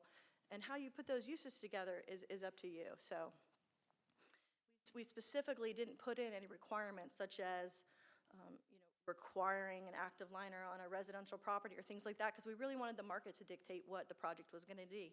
And I think that's happened with this and the evolution of the project as it's gone on.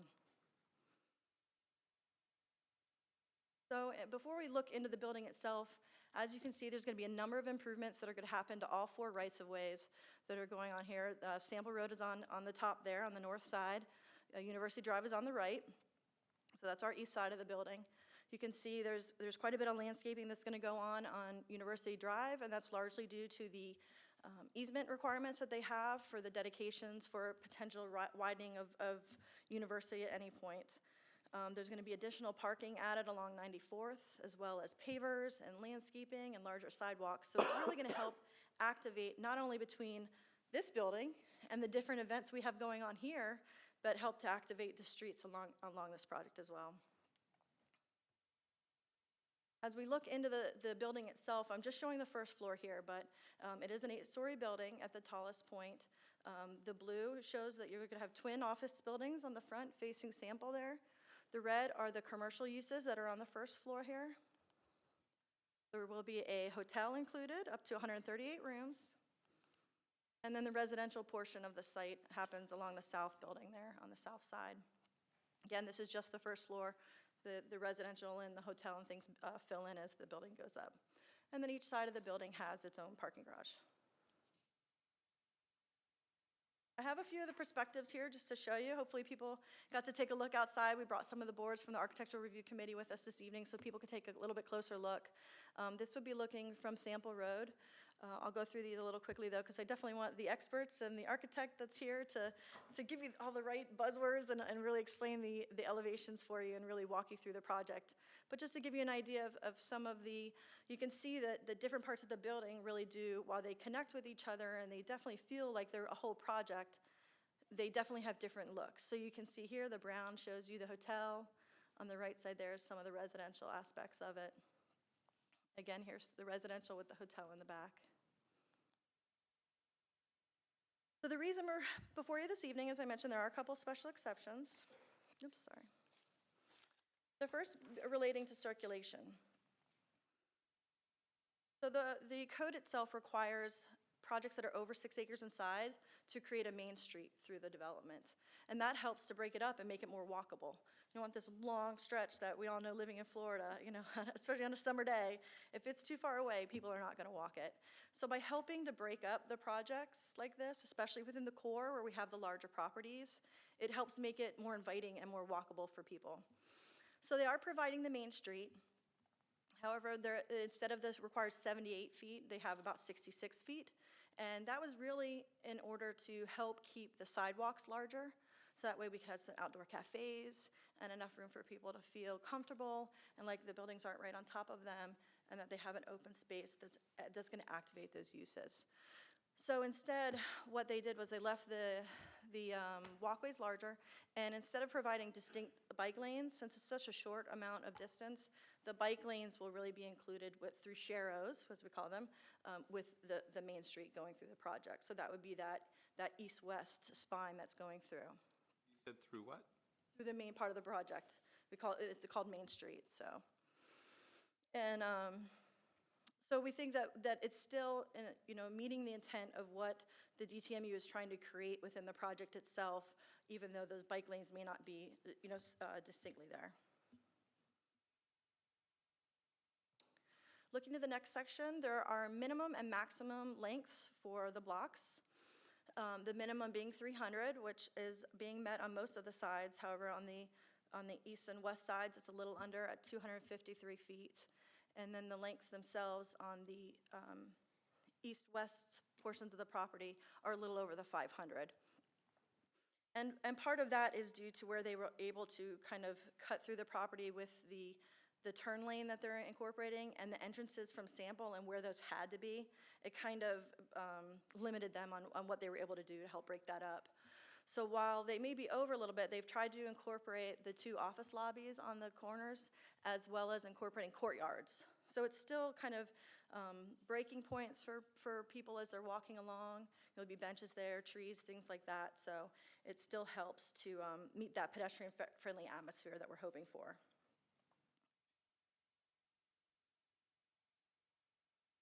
Looking at the building typology, the code has maximum amounts for residential and non-residential floor heights. So you don't want a non-residential project that's too small, nor do you want a residential one that's too tall. So on the south side, on the north side, it's fine, it's meeting all the requirements. However, on the south side, where you have the mix of uses of the residential and the non-residential together, it would look odd to try and meet those requirements, having the residential at one height and the commercial at another, as well as being a little more difficult to build as well. So they've incorporated the maximum height of 16 feet and change for that side.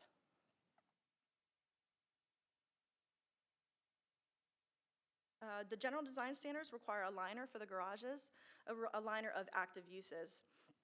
And while it's being met around the other sides, the applicant is not able to meet it along the Sample Road side on the north building.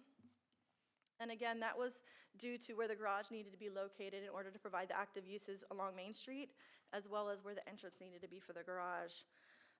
They did again try and at least meet the intent of the code by incorporating the twin office buildings on either side of the garage. It's just that the garage itself is not lined with a use along this side.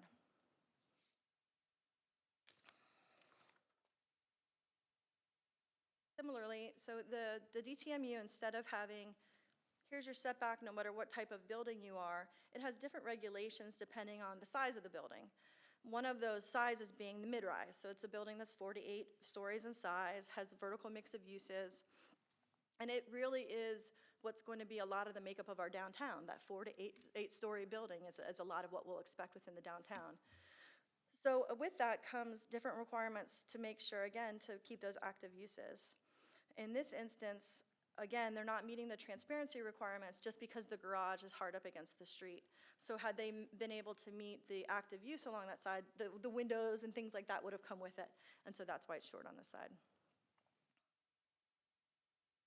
So with that, the applicant is requesting for the special exceptions under criteria number 2. And as I mentioned, overall, this project, it's amazing. It's great. We're so glad it's here.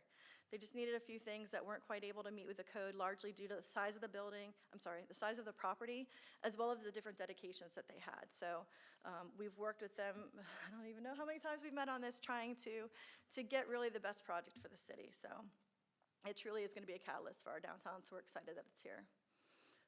As you can see on page 1 and 2 of my memo, we do have a number of conditions we are recommending, including that they continue to work with us to incorporate an active use on the rooftop. I know that's been a concern about the commission, wanting to have these active evening uses as well. So we're going to continue to work with them on that. That they continue to work with us to screen the garages. Again, they'll go into the design features a little bit more during their presentation, but we think there's a little bit more work that can be done to help just screen the cars a little bit more, that's all. As well as hopefully you saw the color blocking outside, and we just like to work with them on the materials for that. That they enter a landscape maintenance agreement. Again, it's a standard condition that you see often when we're coming forward with you, whether it be conditional use or a special exception. That the plat be recorded prior to building permit. That there'll be cross-access and cross-parking agreements between both buildings to make sure the residents and the visitors for the buildings can utilize both sides of the project. They're going to be installing larger trees, especially to coincide with our building. Now that our trees have been here for a little while, they're maturing. they'll be able to have a little bit higher tree to help create a better sense of place. A few of these are relating to deliveries as well as trash collection, and that they enter into a right-of-way agreement with us for the pavers and the improvements that'll be in the city rights-of-way. They'll be adopting a master signage program that'll be coming forward to at a later date. And then we're also recommending that the special exception roam with the land and may be transferable. With that, I'm here for any questions, and I know the applicant is here with their presentation as well. And Any questions for Julie? I have one. Yes? Are the bike lanes colored? they're not colored, but they do have markings on the roadway to show like it's for bikes too. Okay. Thank you. Questions for Julie? All right, Scott Backman.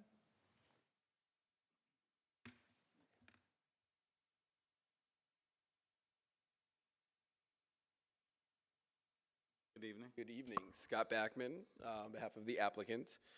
I'd like to echo Julie's excitement. We are thrilled to be here this evening.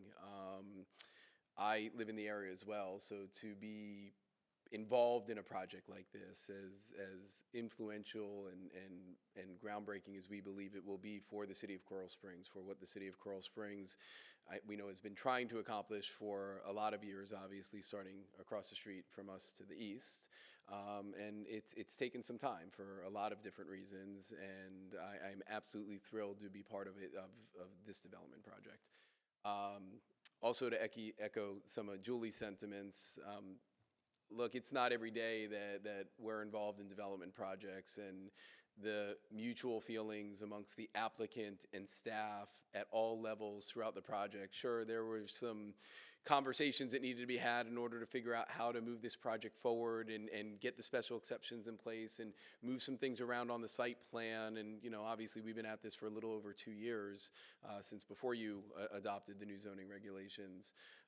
But the manner in which our entire team has embraced the city and their staff, and the city has embraced our team to try and bring this project to fruition is really, it's second to none. I work in Broward and Palm Beach counties, probably 50 different jurisdictions, and it's not often you stand up here and have this kind of conversation. I think that's a testament, obviously, to all of you sitting up there on the dais and to your staff. And so, you know, thank you for that from the applicant's point of view, because it's a really nice thing to be welcomed the way that we are. I wish it was like that everywhere. Julie, as always, I mean, your staff here does a phenomenal job presenting. I've been working in the city for almost 20 years, and it's rare that doing what I do, I need to stand up and, unless it's an unbelievably controversial project, spend a whole lot of time going through my presentation. So the first few slides of my presentation are almost identical to Julie's, summaries, explanation of where the retail, the office, things of that nature are. What I really want to spend some time talking you through, I probably have about 15 or 20 different renderings of the project, just to give you a little bit more perspective from the 4 or 5 that Julie showed you. I will walk you through all of those.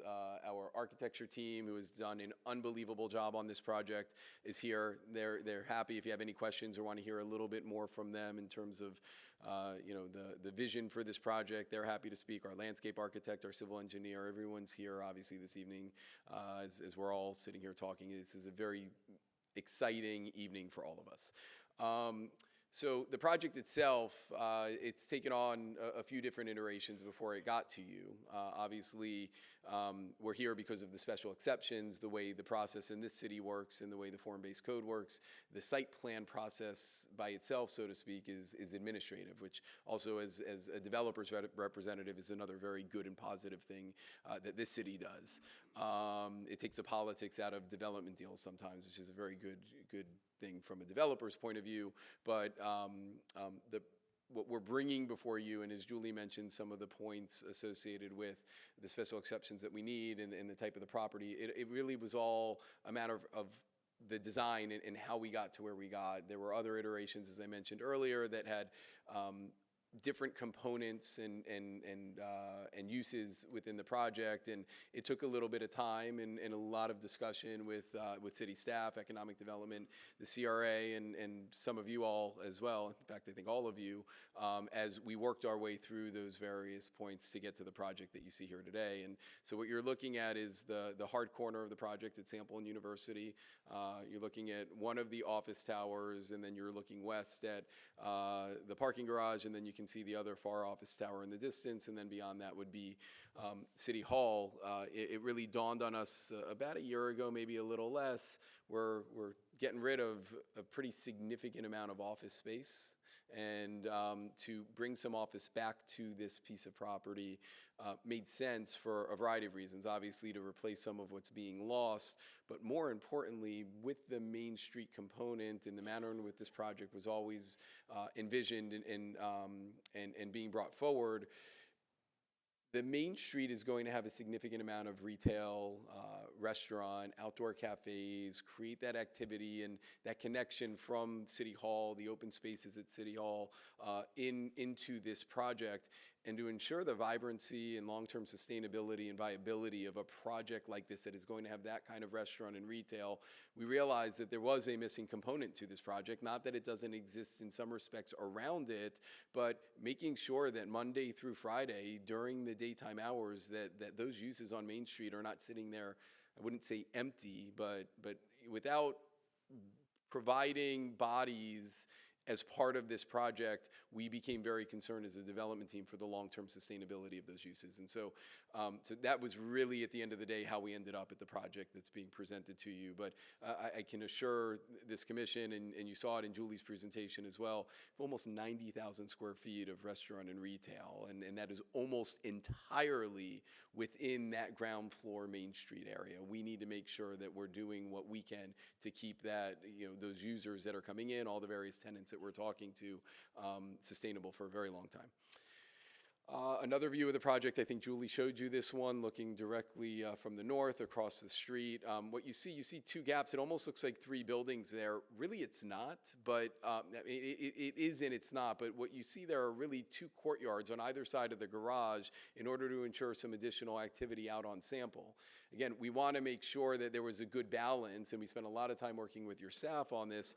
The Main Street is the epicenter of this particular development project, but it is not the epicenter of your downtown. The epicenter of your downtown is University and Sample. So we needed to make sure that we were providing the activity out off of Sample Road and at the hard corner of University and Sample. And so you can see some of the awnings out on the eastern building, and there are entrances to the lobby and things of that nature. And so that was a delicate balance from a use and a design standpoint that we obviously had to work through. Looking from the other corner, so you're looking down 94th on the right, and you're looking directly toward University Drive straight ahead. So this is a view looking from 94th down Main Street, and you can start to see some of the activity and what Main Street looks like. On your left is the westernmost office building. On your right is the hotel. Again, a lot of awnings. Julie talked a little bit about the code requirements for what Main Street needs to look like. And to the city's credit, in designing that code, there's 15 feet of sidewalk. There are different zones within the sidewalk, but 15 feet on either side. And that is exactly what is necessary in order to be successful. You guys see it out at the walk, where you've got a lot of room, a lot of courtyards, a lot of opportunity for outdoor cafes, and a lot of other development projects I work on in other areas. The most successful are the ones that have that width, because that's where pedestrians really start to feel comfortable and start to spend a little bit of time and hang out, which I think is really what we're all looking for here, to bring that activity, bring people that want to spend the time, that want to, I know there's some plans, and we've been speaking with your city manager and your staff about some of the uses at City Hall and creating opportunities for that interaction between this project and the Main Street and some of the open spaces that have yet to really been developed in totality outside of this building. Just a view looking again down Main Street. You're standing on the south side of the residential block, looking to the north, and you can see some of the retail, restaurant, commercial uses. Again, a lot of this stuff is similar. What I'd like you to pay attention to here, you're again looking down Main Street from the west, but you can see the sidewalk along University Drive and even the width there, and I think Julie briefly touched on this as well.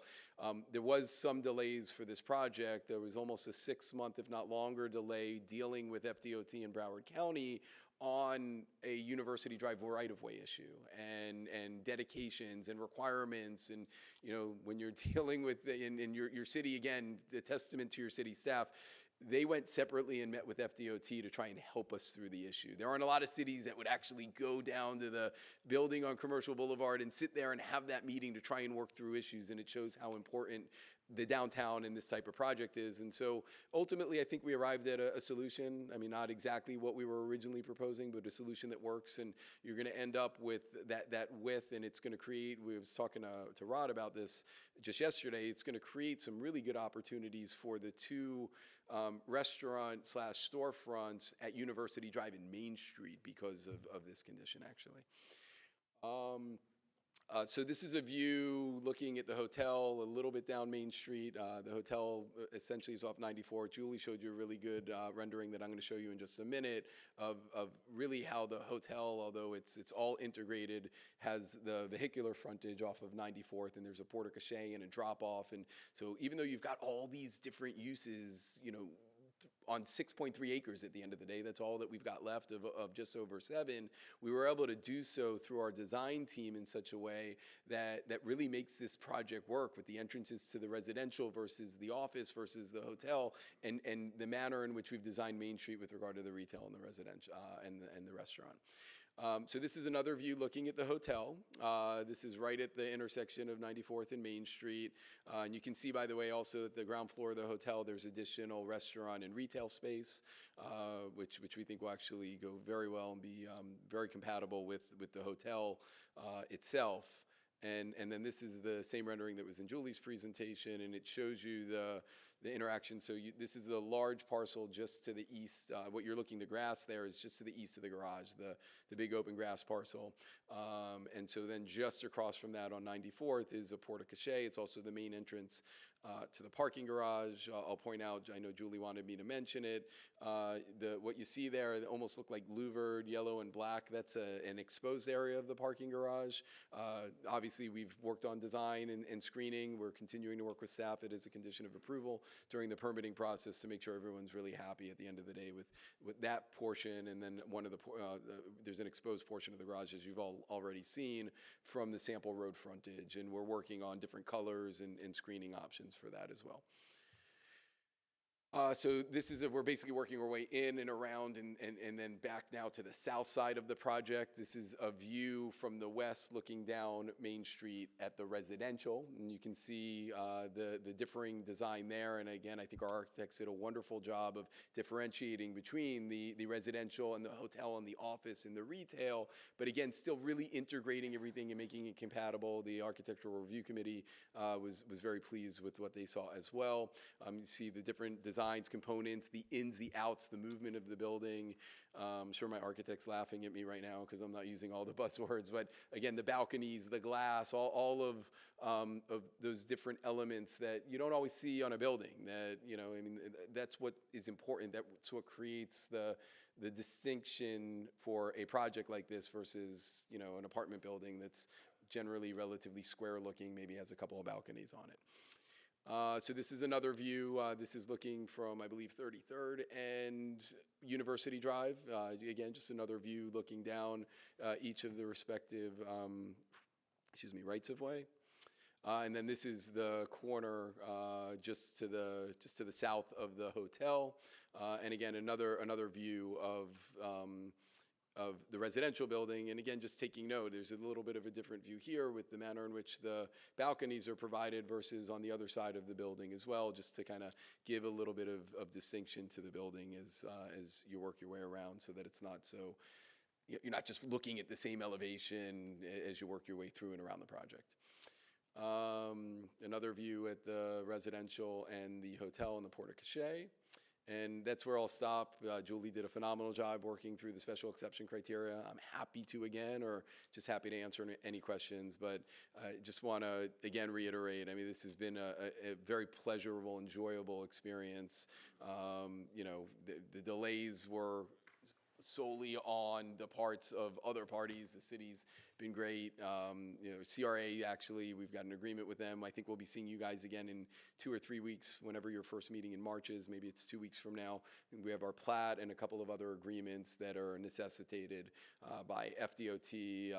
There's an agreement that we've been working on with staff for the shared use of our garage as well as the city's garage, depending on, you know, certain times of the year when the city certainly has needs, certainly over the holidays and things of that nature. With that said, happy to answer any questions that you all may have. Where were you thinking that the Jazz Cafe would be? Any questions of the petitioner? I have one. Vice Mayor? Could you go back 2 Sure. slides? After the Absolutely. special exception, the slide before that, the hotel, the front of the hotel. There? There? Yep. What's that big white door? Garage. That, yeah, it's got to be a garage for the hotel?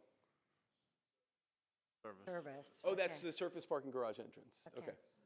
Just wondered. Service, sorry.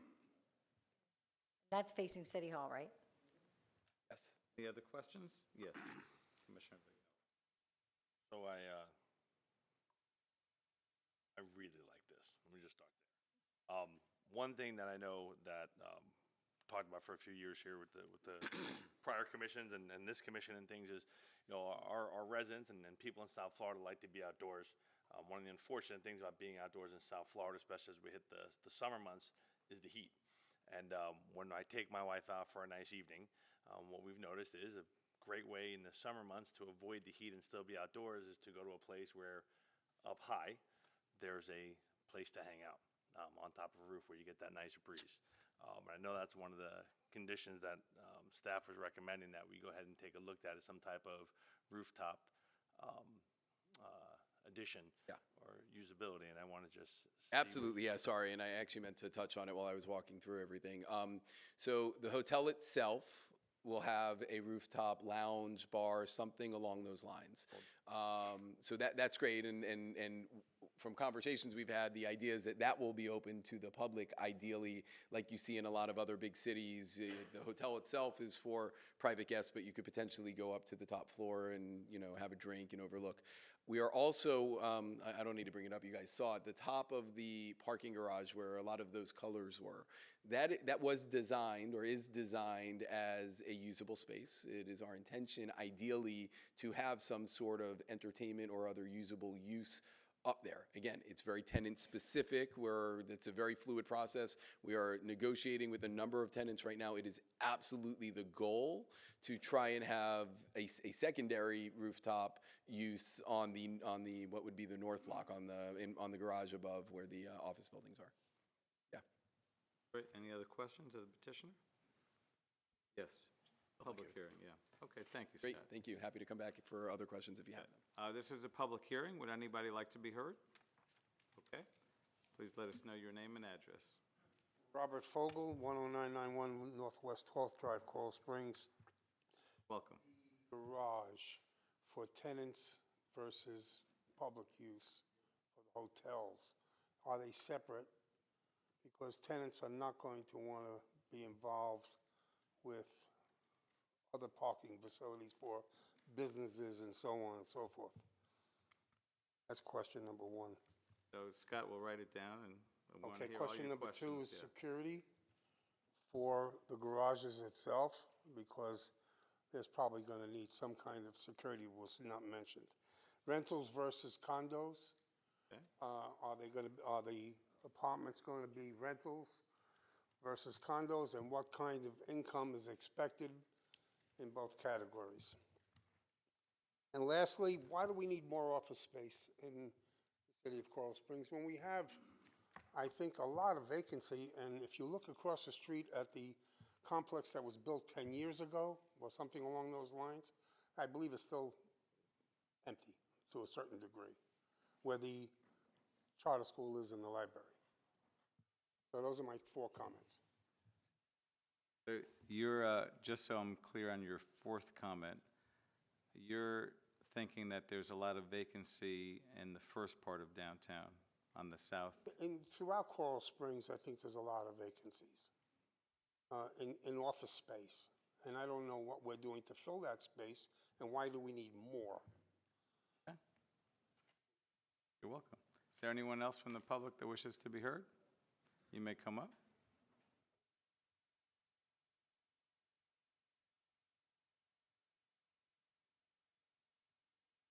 Stephanie Clark. One of the things they talked about was rooftop seating and bars. Most of the places here have air conditioners on the roof, so is the air conditioner now going to be down there with people? I think we're really congested on this corner, and this is a big project for this corner, and I kind of like the old city in the country where we had parking and we had that space between the road and the buildings, and it seems like that whole intersection, especially what's across the street on the other side, with the little narrow sidewalks, it just seems very congested. It seems like we're trying to stick a lot, redevelopment, let's put as much as we can into this intersection. So it just seems crowded, seems like, again, office space. We need more office space. It seems like a lot of congestion, a lot of building, more parking garages, so we're gonna, when we talk about swapping use for the parking garages, are they paying to use our city parking garages? Is it just gonna be, the residents will have extra spaces in our parking garage here? So I just feel like it's congestion, and I guess you guys like it, but I think it doesn't fit in with what I think Coral Springs used to be, and still want it to be. And I think a lot of residents still want it to be, that open space. We appreciate your commentary. This is still a public hearing. Would anybody else like to be heard? All right, public hearing is now closed. Anything from the dais? Motion? Oh, I'm so sorry. Yes, thank you, Commissioner Vignola. So you had about 4 or 5 questions from Robert. I've got 4. So the first was the garages. The north garage, the one that's visible from Sample, is dedicated to the north lot, the north block, essentially. So you'll have office users, restaurant, and retail users.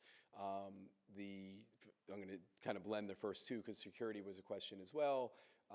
There will be limited access on certain floors in all likelihood. The office, as you get a little higher in the garage, there'll be a gate that you go through for office tenants. Obviously, the first few floors of the garage are going to be dedicated to the retail and restaurant users. So it will be unrestricted, so to speak. I don't believe at the moment there's a plan to charge for those spaces, and there will be cameras in the right locations to ensure that that safety and security is of utmost importance. On the south side, same thing as it relates to the security component. It is for solely the hotel and the apartments. They are rental apartments, so that answers another question, not condo. The first few floors will in all likelihood be dedicated parking for the hotel. So you'll have guests. There may be valet service as well. So relatively unrestricted, but again, you'll have cameras and things of that nature. And then once you get to a certain point in the garage, there will be a gate, and that will be restricted access for the residents of the apartments. So I believe that covers the first 3. There was also a question of income. I don't know that I'm going to comment on income, but these will be market rate hotels, market rate apartments. 1, 2, and 3 bedroom. Market rate rents are probably in the high, somewhere in the neighborhood, and I'm probably taking a shot in the dark at the moment, but $1,700 to $2,500, if not higher, on the 3-bedroom units. Did I get that right, John? Is that okay? Joy, Close? shake your head, yes. See, I was close. And then lastly, just to comment, because I know it came up as it relates to the office space, obviously I mentioned when I was speaking earlier, one of the reasons it's so important, we did a market study. You don't have a whole lot of new Class A market space in this city. Plenty of office space, no question about it, but not a whole lot that's been built new recently to the class of tenant that we're seeking to attract that we think the city will be very happy with as well. That covers everything. Great. So I'm not sure if this is still a thing. My guess is it is. It's been a while since I've been here dealing with something like this. Leads? Are you guys looking for leads? Oh, green cert. So I don't believe that we're pursuing a certification. It is still a thing, but what happens is now there are best building practices. Gotcha. And what you would see if we ran up the numbers, and I think we provide you a checklist. Is that right? Right. You'll see, we do provide a checklist, and you'll see very significant amounts of green building concepts incorporated into the construction process. Okay. Yeah. Yeah, I'm very excited. And we're very happy to hear about the collaborative efforts. And from what I hear from staff, you are all very, very responsive to the suggestions, and same with P&Z. So looks great to me. Commissioner Vignola. I had a comment. Okay. I just wanted to make a quick clarification. Want a second, Joshua? Go ahead. All right, Commissioner Simmons has seconded. Yes, go ahead, Vice Mayor. The office building on the southeast corner of Champlain University is completely leased. I'm a tenant, and we could use more space there. Just letting you know. Yeah, that's good. I had a sense of that, so that's good to hear.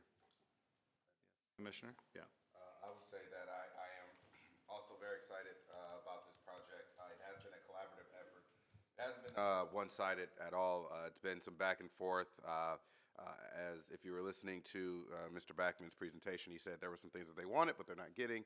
And that's just because of the great work of our staff. Also from our retreat, where we kind of set out what we wanted to see from this project, and staff taking those recommendations or suggestions and kind of implementing that in their work with the developer for this project. To Ms. Clark, I'm sorry, Coral Springs is no longer the city in the country. That is gone. And so what we all are facing with, and the task that we're meeting head on, is trying to help Coral Springs shape its new identity. We want to make sure that this is something for everyone. I hope that once this project goes up and it is everything that we believe it will be, and trust me, we are keeping very tight eyes on this, that you will be able to come out and enjoy it and see that, hopefully you'll go, this isn't so bad. It's just one of those things where we need to innovate, and we need to be that benchmark city that we used to be. And this project will help that go a very long way. So I'm very grateful to everyone who's putting their hearts and minds into it. I can feel that everyone is invested in this, and that this is something that they really want to see get done, and not for any personal reasons, but because they know that this will be really good for this city. So. Awesome. Yes, Vice Mayor?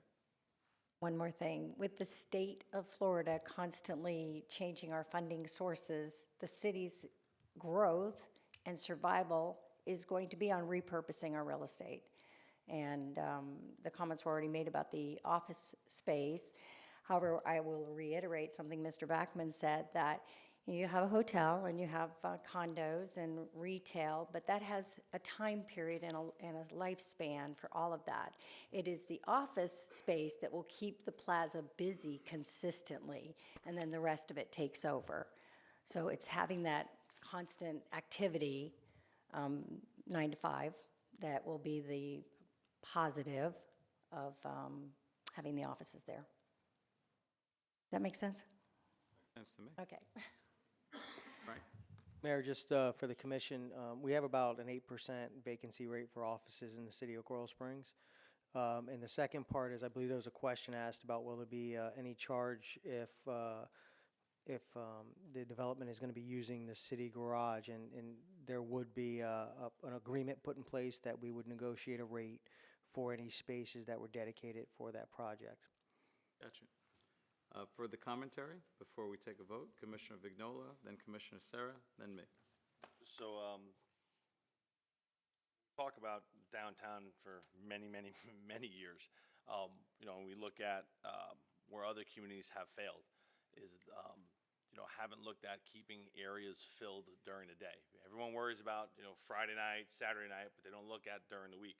I know we've said it for many years. We're talking about getting the stroller pushers out there in the mornings and the days, the business people out there for lunch, a place for, you know, take your significant other out for dinner, and also a place for young people and those who still like to go out late into the evening, and making it something that there's constant use. And you look at areas that have failed in South Florida over the last 20 years that had some type of nice, prominent development, and it worked for a little bit, and then it died down. And I think the office space, you know, Class A office space, you know, is a need here in the city, actually. You know, I know we talk about an 8% vacancy rate, you know, but you look at those areas that are vacant, they tend not to be the same type of area like this. And I think business people might want to move their offices that live in Coral Springs but work out in Fort Lauderdale or somewhere else.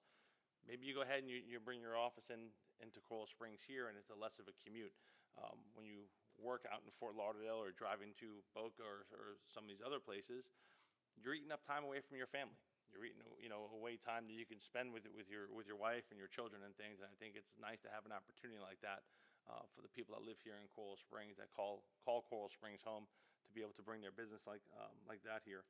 I can't thank staff enough throughout this whole process. I know you guys keep hearing that, whatever.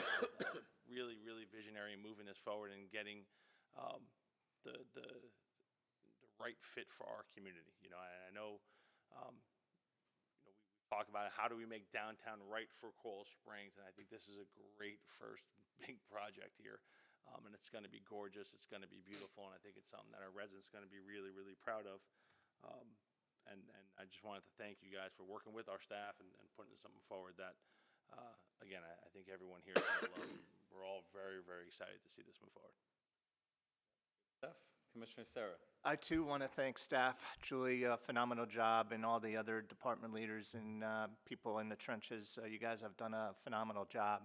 For anyone listening and everyone in the audience, as I've kind of integrated my way onto the commission, learning how things work, Cornerstone was a very big conversation in the campaign trail. And having worked with not only the owner and developer, the architects, the attorneys, we have hit a home run with this team. And they are 100% committed to this community. And I'm super excited about this project. Every time that I'm briefed or get some updates or just ask questions, the more and more that I'm learning and hearing is exactly what Coral Springs needs. So we are in good hands with the team that's putting this together. And I can't wait to enjoy it in late 2022. If not sooner, so. That's awesome. Yeah, we're all very thrilled. I'd say to some extent it's about time. You know, I was on the dais when we got started and we got stopped. So to carry forward like this, and, you know, local person that is your attorney, local person that is our developer, the collaborative effort, you know, that's so great with our staff.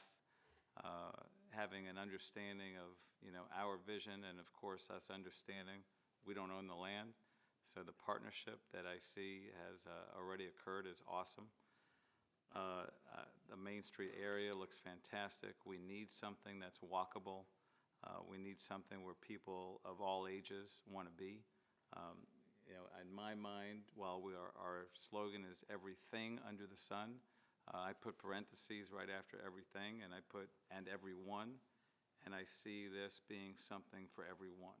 So we may no longer be the city in the country, but I certainly want us to be one of the best cities of the country, and this is, you know, the next phase of us helping to get there. One thing I'd share with you, as I share with you and Rod privately, is how important it is to have momentum and continue the momentum. And I'd like to just ask, you know, if you ever feel like there's some stoppage somewhere, get us engaged. Get citizens engaged. As we keep up the momentum, I'd say it doesn't matter if, you know, there's a little stoppage somewhere else. you have to some extent, agree to participate in a recession. We won't agree to that, if there is anything like that. I would love a jazz cafe, so I'm partially joking, partially not. I love all the outdoor seating that is planned for. I love the colors, I love the designs, and, very, very excited to vote yes. And I think bringing back the office space is a great way to leverage everything involved in the project. And I think I'd love to have an office space there. It sounds great to me. So, no further comment from me. Anybody else on the dais? Okay, all in favor, please say aye. Aye. Any opposed? Carries 5-0. Thanks for continuing downtown. Congratulations. Yeah, a round of applause for sure. Like I said earlier, it's a big day in Coral Springs. Big day in Coral Springs. We are on to the consent agenda. Are there any pulls? And does anybody have a snack? Mayor? Yes. I think we should pull 16. I think there was. That is already pulled, Policy. yes. 16 Okay. is Oh, moved to that's right, policy that's right. formation, yes. Let's brief on that. All right. Consent has been moved by Commissioner Simmons and seconded by Commissioner Vignola. Any discussion? All in favor, please say aye. Aye. Carries unanimously. So we're on to number 16, security systems integration, including upgrades, installations, and repairs and maintenance. Mayor, Alex Falcone will come up and talk a little bit about this. There was a question asked earlier about the pricing. This was a project that we had to start immediately following February 14, 2018, to ensure that our charter school had the proper security procedures in place. And citywide, it's something that we have been working on over the last 2 years. We cannot discuss a lot of the particulars due to, we don't want that information out there, to be honest with you. It's security, for security reasons. But this contract allows us to put what we need to put in place to ensure, to the best of our ability, the security of our city facilities. Thank you. Excuse me, but Joy will carry on while I use the facility. No worries. So as the city manager mentioned, this is a request to raise the maximum annual expenditure on this current security contract. This enables us to finalize some pressing security improvements that we've already been working on over the last year. To address the public concern, we have issued an RFP, request for proposal, which is a competitive process for us to get businesses involved and companies involved for the long-term sustainment, maintenance, and upgrade of security systems into the future. This request, item 16 tonight, is to address the pressing issues. This is a short-term solution that allows us to finalize these projects. In Exhibit A, most of these projects are at the charter school and a couple of other projects at our fire academy and here at this facility here at City Hall. Do you have any questions? Do we have a motion to approve? Move and approve, yes. Okay. Second. I didn't hear you.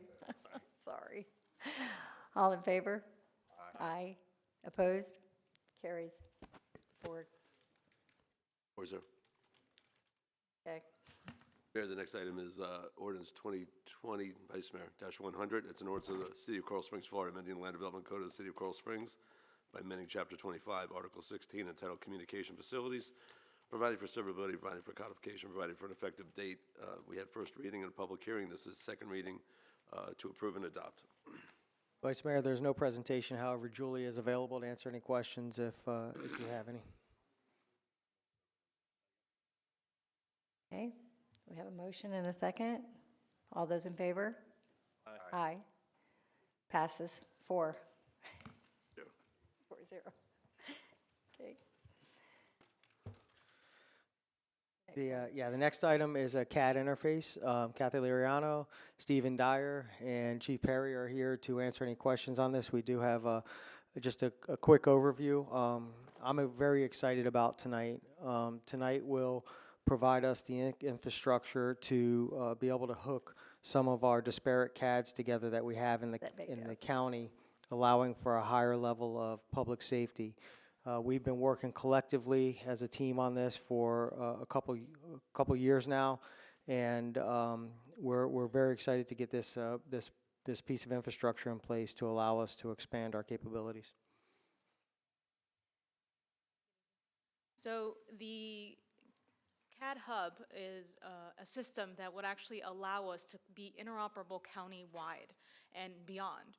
So this would allow for the fire department to participate in the closest unit response that was voted in 2002 by county residents. The regional system is in the process of starting a phase 1, actually March 2nd, and this would allow us to participate in that, and also with neighboring counties such as Palm Beach, if they're willing to join this hub. So what this hub is a technological device that would allow us to communicate and gives us situational awareness for first responders and for dispatch PSAPs throughout the county to be able to communicate if we need additional officers, if there's a big response, kind of like MSD, if we need to share information, if one PSAP receives a call and we need another assistance from another location and other officers to respond, this would be able allow us to communicate without having to transfer a 911 call. It would reduce us having to have a lot of radio communication if we can type it into the computer system, because that's how we communicate with the officers on the road, and we communicate with the public and input the information into the system. Any questions? Smoother transitions. Difference. Looks good to me. Absolutely. Absolutely. It really would help with interoperability. We have the radio interoperability, but now we just need the technology for the CAD to be able to communicate with the other PSAPs. We communicate awesome, I feel, when it comes to the radio, so I think having this technological piece that would help us communicate technology-wise computer that we can relay information via that network, not only by the radio system, would allow us to get additional units when need be, and also be able to work with neighboring jurisdictions, because this can, be even a tri-county project that we can expand this to, because at the end of the day, we eventually will need each other some way or not, and this will help us with, not only with law enforcement, especially for fire with closest unit response. Mr. Mayor, I'd like to go on the record and just thank our county manager, Ms. Henry. I had a meeting with her, and she committed to partnering with us to try to make Broward a safer place when it comes to interoperability. So our teams will be working together, hopefully in the near future, to establish the connectivity needed to make this work. Move to approve. Second. All right, who moved first? Give it to Larry. We'll give it to Larry. Commissioner Vignola. Any further discussion? If I can, Mr. Mayor. Go right ahead. I'll just say thank you to the city manager for mentioning the county, because I wanted to go on record and say that we need to make sure that Broward County is a part of this. I don't think it's cool to be connected to Palm Beach, but we need to be connected to our county right here. So I hope that conversation and those meetings will bear fruit, and that we will get Broward County onto the system as well. So, great, Commissioner Vignola. Just want to thank staff again, and honestly, my colleagues also. This is a much bigger deal, I think, than people realize. When we talk about the CAD system and what it does and what it'll allow us to do, and some of the things that came out of the MSD commission and stuff, this gives us the interoperability that'll solve some of the concerns that the state might have saw. But this is a really, really big deal. I know you guys worked very, very hard on this. So, Further comments? Well done. All in favor, please say aye. Aye. Aye. Any opposed? All right, carries unanimously. Thank you. We're up to number 19. Appointment for the Charter School Advisory Board, a reappointment actually of Raymond Lefevre. It's a request to reappoint. Is there a motion? Second. Moved and seconded. Did you want to share anything with us, Melissa, or just in case? Available for questions. Okay, great. Mr. Lefevre was a fantastic principal at Westchester Elementary, great contributor to our community, still lives in the area. Sounds great to me. So were there other educational representatives that applied? The Charter School Advisory Board in the past, the individuals serving in the 3 seats that are appointed by the commission, because there's 7 voting members, 3 of those members are appointed by the commission. Traditionally, what has been done is that if you seek reappointment, if you want to be reappointed, your name simply comes back to the commission. Gotcha. Okay. And that understood. has been the past practice. Okay. Thank you. Any further discussion on the motion? Mr. Mayor? Yes. If I may. I just wanted to congratulate and really thank Ray for serving.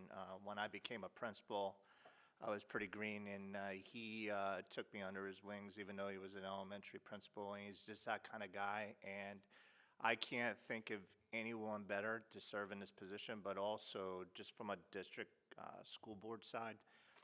There's not a person I've ever met that doesn't respect Ray. So I think this is a perfect fit for not only Coral Springs Charter, but our community as a whole. And I want to thank him for being not only a great guy, a fantastic resident, but a servant to Coral Springs Charter.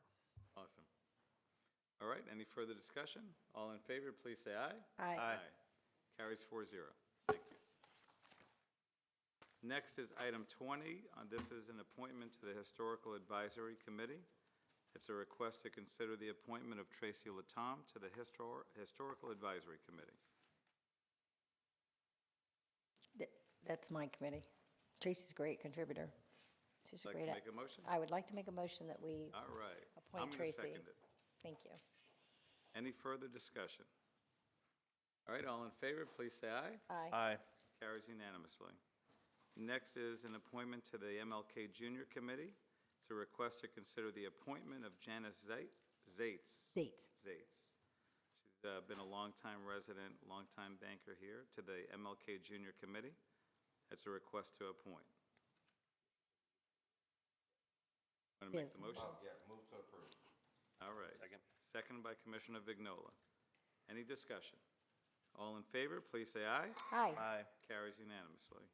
Next is an appointment to the Multicultural Advisory Committee. It's a request to consider the appointment of Karen Williams to the Multicultural Advisory Committee. Move to approve. Second. Moved and seconded by Commissioner Vignola. Any discussion? All in favor, please say aye. Aye. Any opposed? All right, unanimously. Next is item number 23. It's a request to consider appointments to the CIGC of the several candidates listed there. It's a request to appoint by the dais. Move to approve. Moved by Commissioner Simmons. Second. Second by Vice Mayor Carter. Any discussion? Glad to welcome them to the team. All in favor, please say aye. Aye. Carries unanimously. Next is an appointment for the one-seat architect, landscape architect, or related field to the Public Art Committee. It's a request to appoint. Move to approve. Moved by Second. Commissioner Simmons, second by Commissioner Sarah. Any discussion? All in favor, please say aye. Aye. Aye. Carries unanimously. Thank you very much. Very, very smooth. And we appreciate the timing, the patience, and getting them all on now. So thank you, Melissa, for your work and anybody else involved. Next, we are on to Commissioner Communications. Who would like to go first? Okay. Go ahead. All right, Vice Mayor Carter. We're going to go from left to right this time. So I want to remind everybody that Friday is the Beach Boys for all you 70s fans out there. It'll be at the Coral Springs City Center. But the coolest thing Friday is going to be Innovation. If you have not been to see Innovation, you have got to come. There are some of the greatest inventions there. There was a machine that stops your air conditioner from leaking, and that's not a good thing. Speaking of air conditioners, I learned something today that I think is very, very valuable. Changing our popcorn ceilings to textured ceilings has become very popular. If you have this service done in your home, please have your air conditioners turned off while they were doing it, or it could cost you thousands of dollars in repairs. Learned that today. So please do plan to come to Innovation and see all the cool experiments, and you get your chance to vote. And then Saturday is our hazardous waste pickup, and we are in cooperations with the city around us, and so the pickup will be in North Lauderdale. If you would like to speak to me, oh, I did have one more thing. The couple from La Pasita, if you would like to meet with me, I'm happy to, but I understand that this is an issue that's been ongoing and perhaps have to be resolved by your homeowners association, but I'm always happy to talk to you. I can be reached at 954-998-4186 or joycarter@coralsprings.org. Thank you, Mr. Mayor, and staff, thank you. You guys do a great job. Thank you, Mr. Mayor. We're so happy with you guys, and we're happy you're staying late. Commissioner Simmons. All right, so I have to ask for get a consensus to ask for a recognition for the Phi Xi Zeta chapter of Zeta Phi Beta Sorority Incorporated for their chapter here in Coral Springs and for their organization at large. They are celebrating their centennial this year, and so we want to give them a recognition to celebrate and commend them for all the work that they do for our community. So I'm hoping to get consensus from you all to get a recognition for What are some of the things that they're involved in? They have youth mentoring programs. They do community street cleanups. They represent finer womanhood, making sure they uplift black women in society, and they do a lot of philanthropic events and things throughout the community. I would love it. That's all right with you All all. right, you Yep. got consensus? And I thought I did that before, but apparently I didn't, so got that done. All right. Right. All right. Definitely want to thank staff again for the events on February 14th. That is a very somber day. And your commitment to making sure that people have a place to, express themselves and think and feel however they need to about the tragic events at MSD 2 years ago.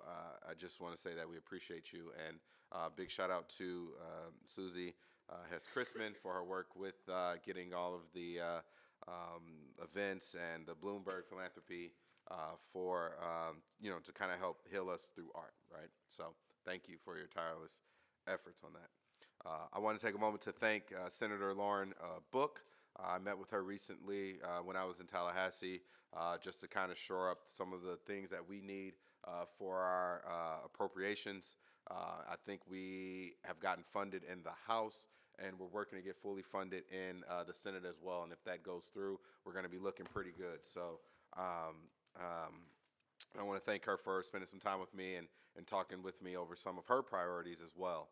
I want all of us, if you can, to keep State Representative Kristen Jacobs in your thoughts and in your prayers. She is not doing too well. And so please be mindful of that. And if you want to reach out to her office or anything like that, if you know her family, just reach out to her. When I was just in Tallahassee last week, she was in the Mayo Clinic. So let's keep one of our own lifted up. Next thing I want to say, and all right, so on April 1st, to all the residents of Coral Springs, you will be receiving invitations to participate in the 2020 census. The number of House of Representatives that we get depends on the responses that we get from our communities. Right now, Florida is projected to receive 2 more congressional seats, but we need to make sure that we get everyone, as many people as we can, counted. Equally as important, dozens of federal programs use the responses and from the census to direct funding to state and local areas. So that would impact us here, obviously. The Coral Springs staff is doing a great job of getting prepared. We have a complete count committee, and we have already designated the areas in the city that are traditionally difficult to get accurate counts from. So please remember, on April 1st, we start counting. So you can fill out your invitation through the mail, or you can do it online, which is the first time. And P.S., there is not, I repeat, there is not a citizenship question on the census, so that should not bar anyone from filling out the census and being counted. And the last thing I'll say, since it still is Black History Month, recently Cheyenne and I binge watched a documentary on Netflix called Who Killed Malcolm X? And if you don't know too much about Malcolm X, or if you still have kind of the version of history that was presented to you while he was here on this earth, then you may still have a very negative view of him. I would encourage you to take a look at that documentary. If you just like learning, if you're curious, if you like documentaries, take a look at that. And what you'll start to see is that this man who had a very rough start in life found someone to help him get lifted out of that troubled life. And then as he went through that, started to see how the world was really working, started to move towards a more moderate approach when it came to fighting for civil rights in this country. And so I would encourage you just to take a look at that so you can learn more about him. And I will leave you with this quote from him. We declare our right on this earth to be a human being, to be respected as a human being, to be given the rights of a human being in this society, on this earth, in this day, which we intend to bring into existence by any means necessary. And he said that because at that height of in the 60s, we know how bad it was, right? And this was someone that spoke to kind of everything that was happening. And so he desperately wanted to be seen and wanted other black people to be seen for what they were, which was a human being just like anyone else in this country, on this planet. So again, I would encourage you, just take a look at that documentary if you're just interested and curious just to see more about it. So thank you. Thank you. Commissioner Vignola. Tie into a couple things that Commissioner Simmons spoke about. State Representative Jacobs, I will tell you, when I first got elected, I was put on the MPO. I had the privilege of sitting next to Commissioner Jacobs, and although I disagree with her on a few topics at the MPO, I will tell you she was the most well-prepared person in the room every single time, and up in Tallahassee, she's done a wonderful job representing us.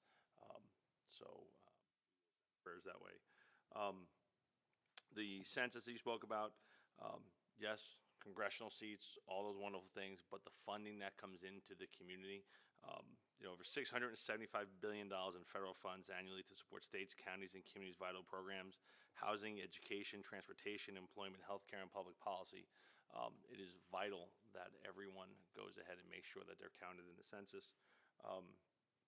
Want to congratulate Chief McNally again. I meant to at my last commissioner comments, the last meeting, when unfortunately I had a family emergency I had to run. Very happy to see Chief McNally in his new role. Events of the 14th and the anniversary of that. Staff working on it and our public safety officials and everyone, I think that we're doing the best job that we can to continue to promote healing. Susan Hess-Chrisman and the work that you've done with the different projects and all the people that work with you on that, I think it really, really means a lot in our community. I don't think you really understand what it does for our community, so thank you very much. I know for many years you've gone way above and beyond for our community, and I appreciate you, and thank you. Want to go ahead and wish my daughter Madison a happy birthday. She'll be have a 14-year-old next week, which is scary as can be. Happy birthday, Madison. And if anyone wants to reach me on any issue, please call me my cell phone at 954-632-7544. Thank you, Mayor. Great, you're welcome. Wonderful. Good stuff. We are very thankful of staff, if you couldn't tell today. Yes, Commissioner Sarah. Just want to reiterate, and I say this pretty much every time, but it's a privilege and honor to serve this community. Very proud of Coral Springs and the direction that we're going, and look forward to working with this commission. Also would like to say happy birthday to Madison.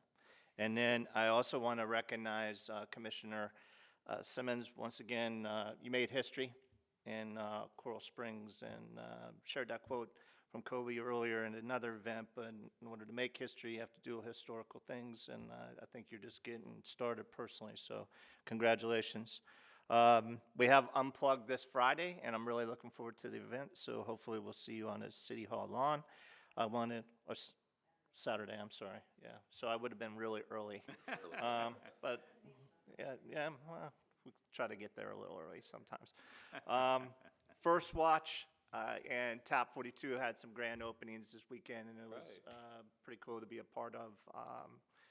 Both places were packed, and there was just a vibe in there. So excited not only for our city, but for both of those businesses. I want to congratulate Susie and everyone that was involved with the Power of Art. We went through a very difficult time as the 2-year anniversary hit, and that day is especially hard for everyone in the community, but losing a couple friends on that day and going around to different opportunities to honor and remember them is special, and I know their families truly appreciate that, but we got a lot of work ahead of us and a lot that we need to still accomplish to make our community stronger and safer when it comes to not only schools, but also mental health. I just served my first committee meeting for the architectural review, and I was mesmerized by the knowledge in the room. I realized I was not the smartest person in the room at all. I was the dumbest. But Elizabeth did a beautiful job facilitating the conversation, and I want to thank all 5 members that serve on that committee. Without them, we really couldn't move the city forward, and it was good to hear the give and take and the conversations and people, you know, giving their argument of why they should have a tile roof or, you know, a metal roof or whatever. But I look forward to serving on that committee moving forward. And just for those of you that have unused medication, there's CVS at 5701 Coral Ridge Drive that's willing to take any of your disposable unused medications. So I think that's good. It's better than throwing it in the garbage. So please, it's a safer way, and it's definitely available within our own city. If you're interested in meeting with me, I don't hold office hours, but if there's concerns, I'm a visual person, so if you reach out to me on my cell, 954-612-7114, I'm happy to meet with anyone and everyone. And I'll go to you, and we'll take a look at it so I can get better educated and informed on what your concerns are. Thank you. Thank you, Sean. Wonderful. Back to Vice Mayor. I just want to piggyback on what Sean said about the drop-off for drugs and prescriptions. The Coral Springs Improvement District, which is not the city's water district, but everything south of Royal Palm in the 33071 zip code, if you contact them, they will drop off a bag for you to dispose of your medications so you do not put them down the wastewater. So I just wanted to add that. Sounds good. Yeah, so with a lot of the commentary in the historic portion of our evening, in several ways, recognizing you, Commissioner Simmons, which I think is, it's not just awesome for you and your family, it's awesome for our community to have you up here, and how you ran and how you are serving. It is an honor to serve with you, and I appreciate you very much. There is just such collaboration here in our city, with staff, with department heads, with volunteers, with citizens. You know, all 5 of us are listening to the citizens that are here, responding to their questions, considering their considerations. I remember even at a recent meeting, several of you had, you know, shared a lot of sympathy for one of the young ladies that came up and talked about the effect on potentially her property with one of our decisions. I just really appreciate that demeanor my colleagues have, and the listening ability that you have, and ability to respect differences. And it's just a pleasure to be part of your team. It really is.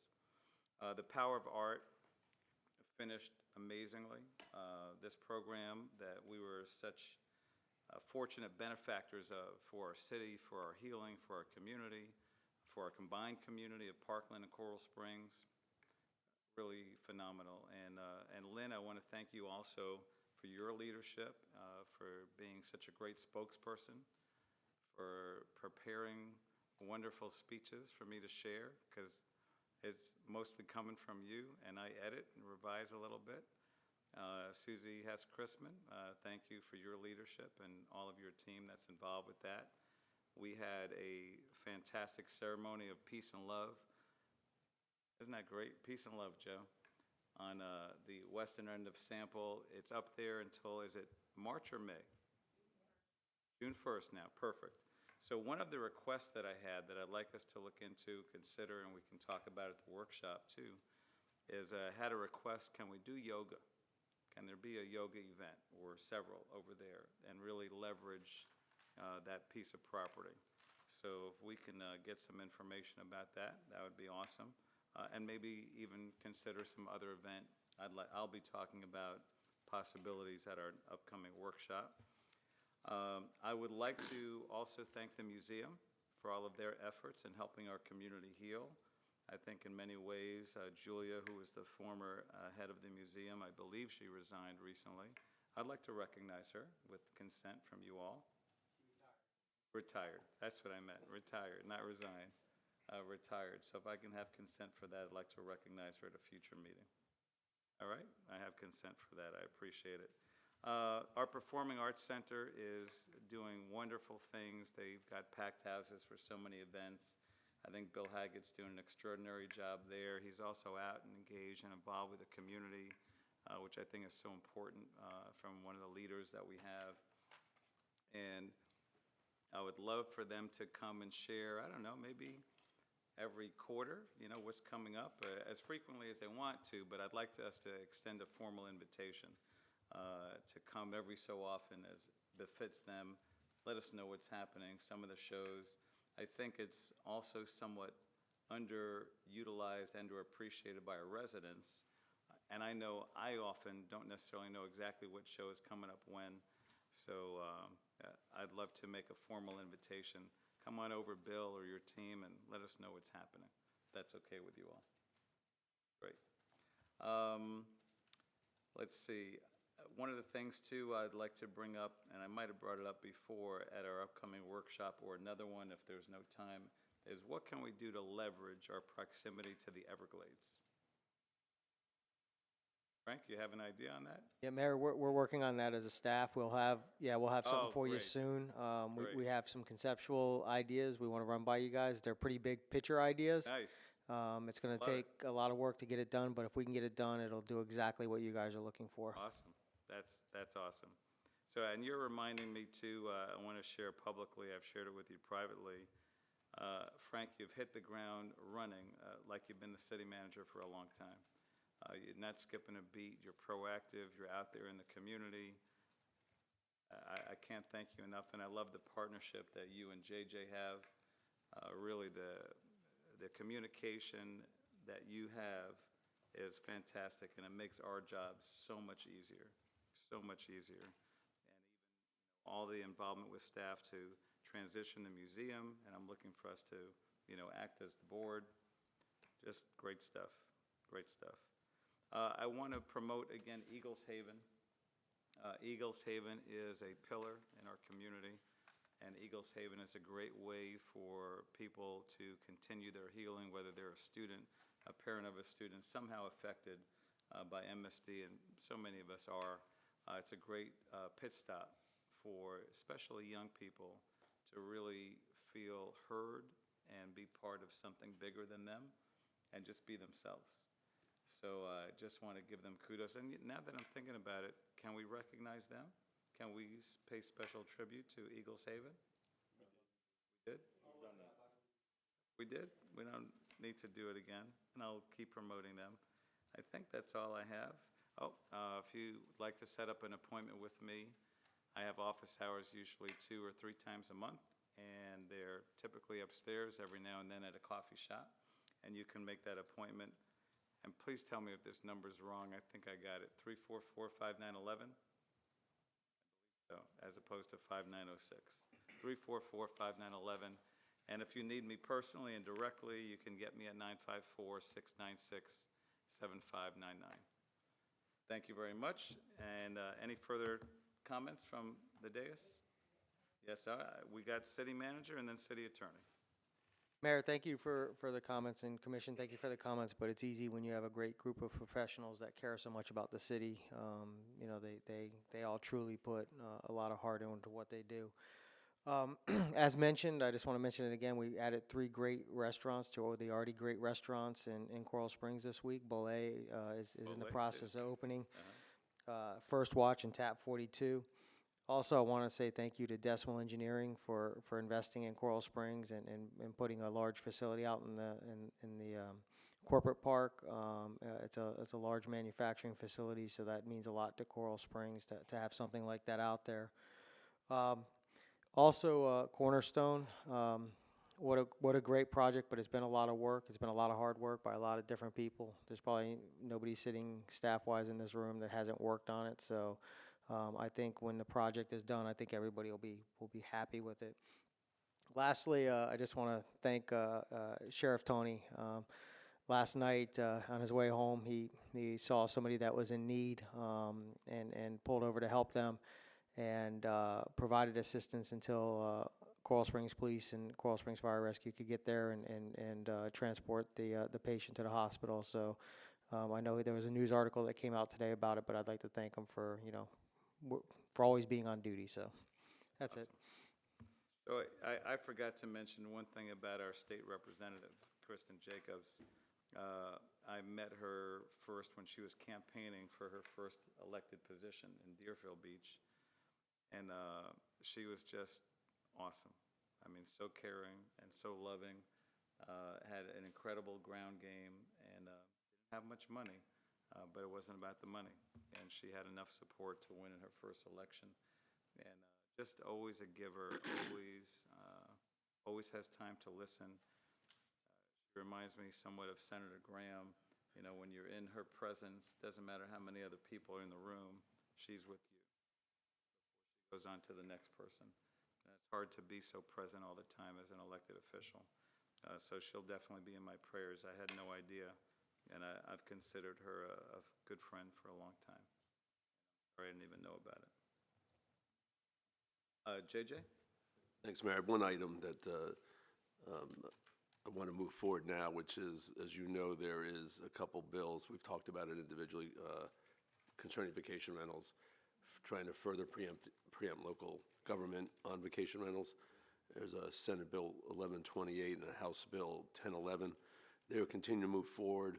Several cities have begun, and I'd like to be one of the first ones to do it with you as well, to do a resolution opposing these bills, and again, trying to protect our home rule on that issue. So if I could do a draft and adopt, it's a very simple resolution against those two bills that are trying to take away our home rule on vacation rentals. I'd ask, I could draft and adopt it with you, Mayor, have it signed tomorrow. If we get a motion to do that, that'd be great. Great. Sounds like Vice Mayor would like to make a motion. I have sent, it feels like hundreds of emails to the Senate and the House, and I was there, Josh was there too, right? Yeah, you spoke, yes, at the hearing, and it was awful. It felt like it was like they weren't listening, like they didn't care. So yes, I definitely make a motion that we draft that resolution. Second by Commissioner Simmons. Any discussion? Sure. I want to say that also, when I was just up there, down with some of the leadership that's in the majority and in control of the state, and we were having some very intense conversations about home rule and the role of cities and states and things like that. So I firmly let them know our opposition about vacation rentals and what that could mean to cities. And so I hope that what I have suggested is something that we're going to be working on too, just in case, making sure we shore up our landlord registration and things like that to kind of try to circle around that as well, so that we won't, be left without any kind of recourse. So One of my concerns is that they'll make it so broad that it would involve landlord registration as well. So that's another reason for this motion. I would also like to say that I think in 2011 they tried this and they had to come back, and because it was a complete mess. They made it broad and it wasn't done appropriately. So what I'm hoping is that if we get something in before that, then this will ultimately kind of get them to go back to the drawing board. Now, since I've been up there in the last couple of weeks, there have been lots of people that have voted to move it forward, but said they needed to hear more tweaking being done once it got to the floor. Because if it got to the floor and the suggestions weren't being taken into account, they would not vote to move it forward on the floor. So still a little bit of hope, but I want to make sure that we're protected. Any further discussion on the motion? All in favor, say aye. Aye. Any opposed? All right, carries unanimously. Thank you. Do we have a museum board meeting before the commission meeting on March 4th? No? Doesn't look that way? I think we're prepared to do that if we can do it administratively. One, two, I'm hopeful that we will have a resolution to an outstanding lawsuit by that time. Okay, gotcha. So our next regular commission meeting is Wednesday, March 4th at 9 a.m. We're adjourned. Good evening, everybody.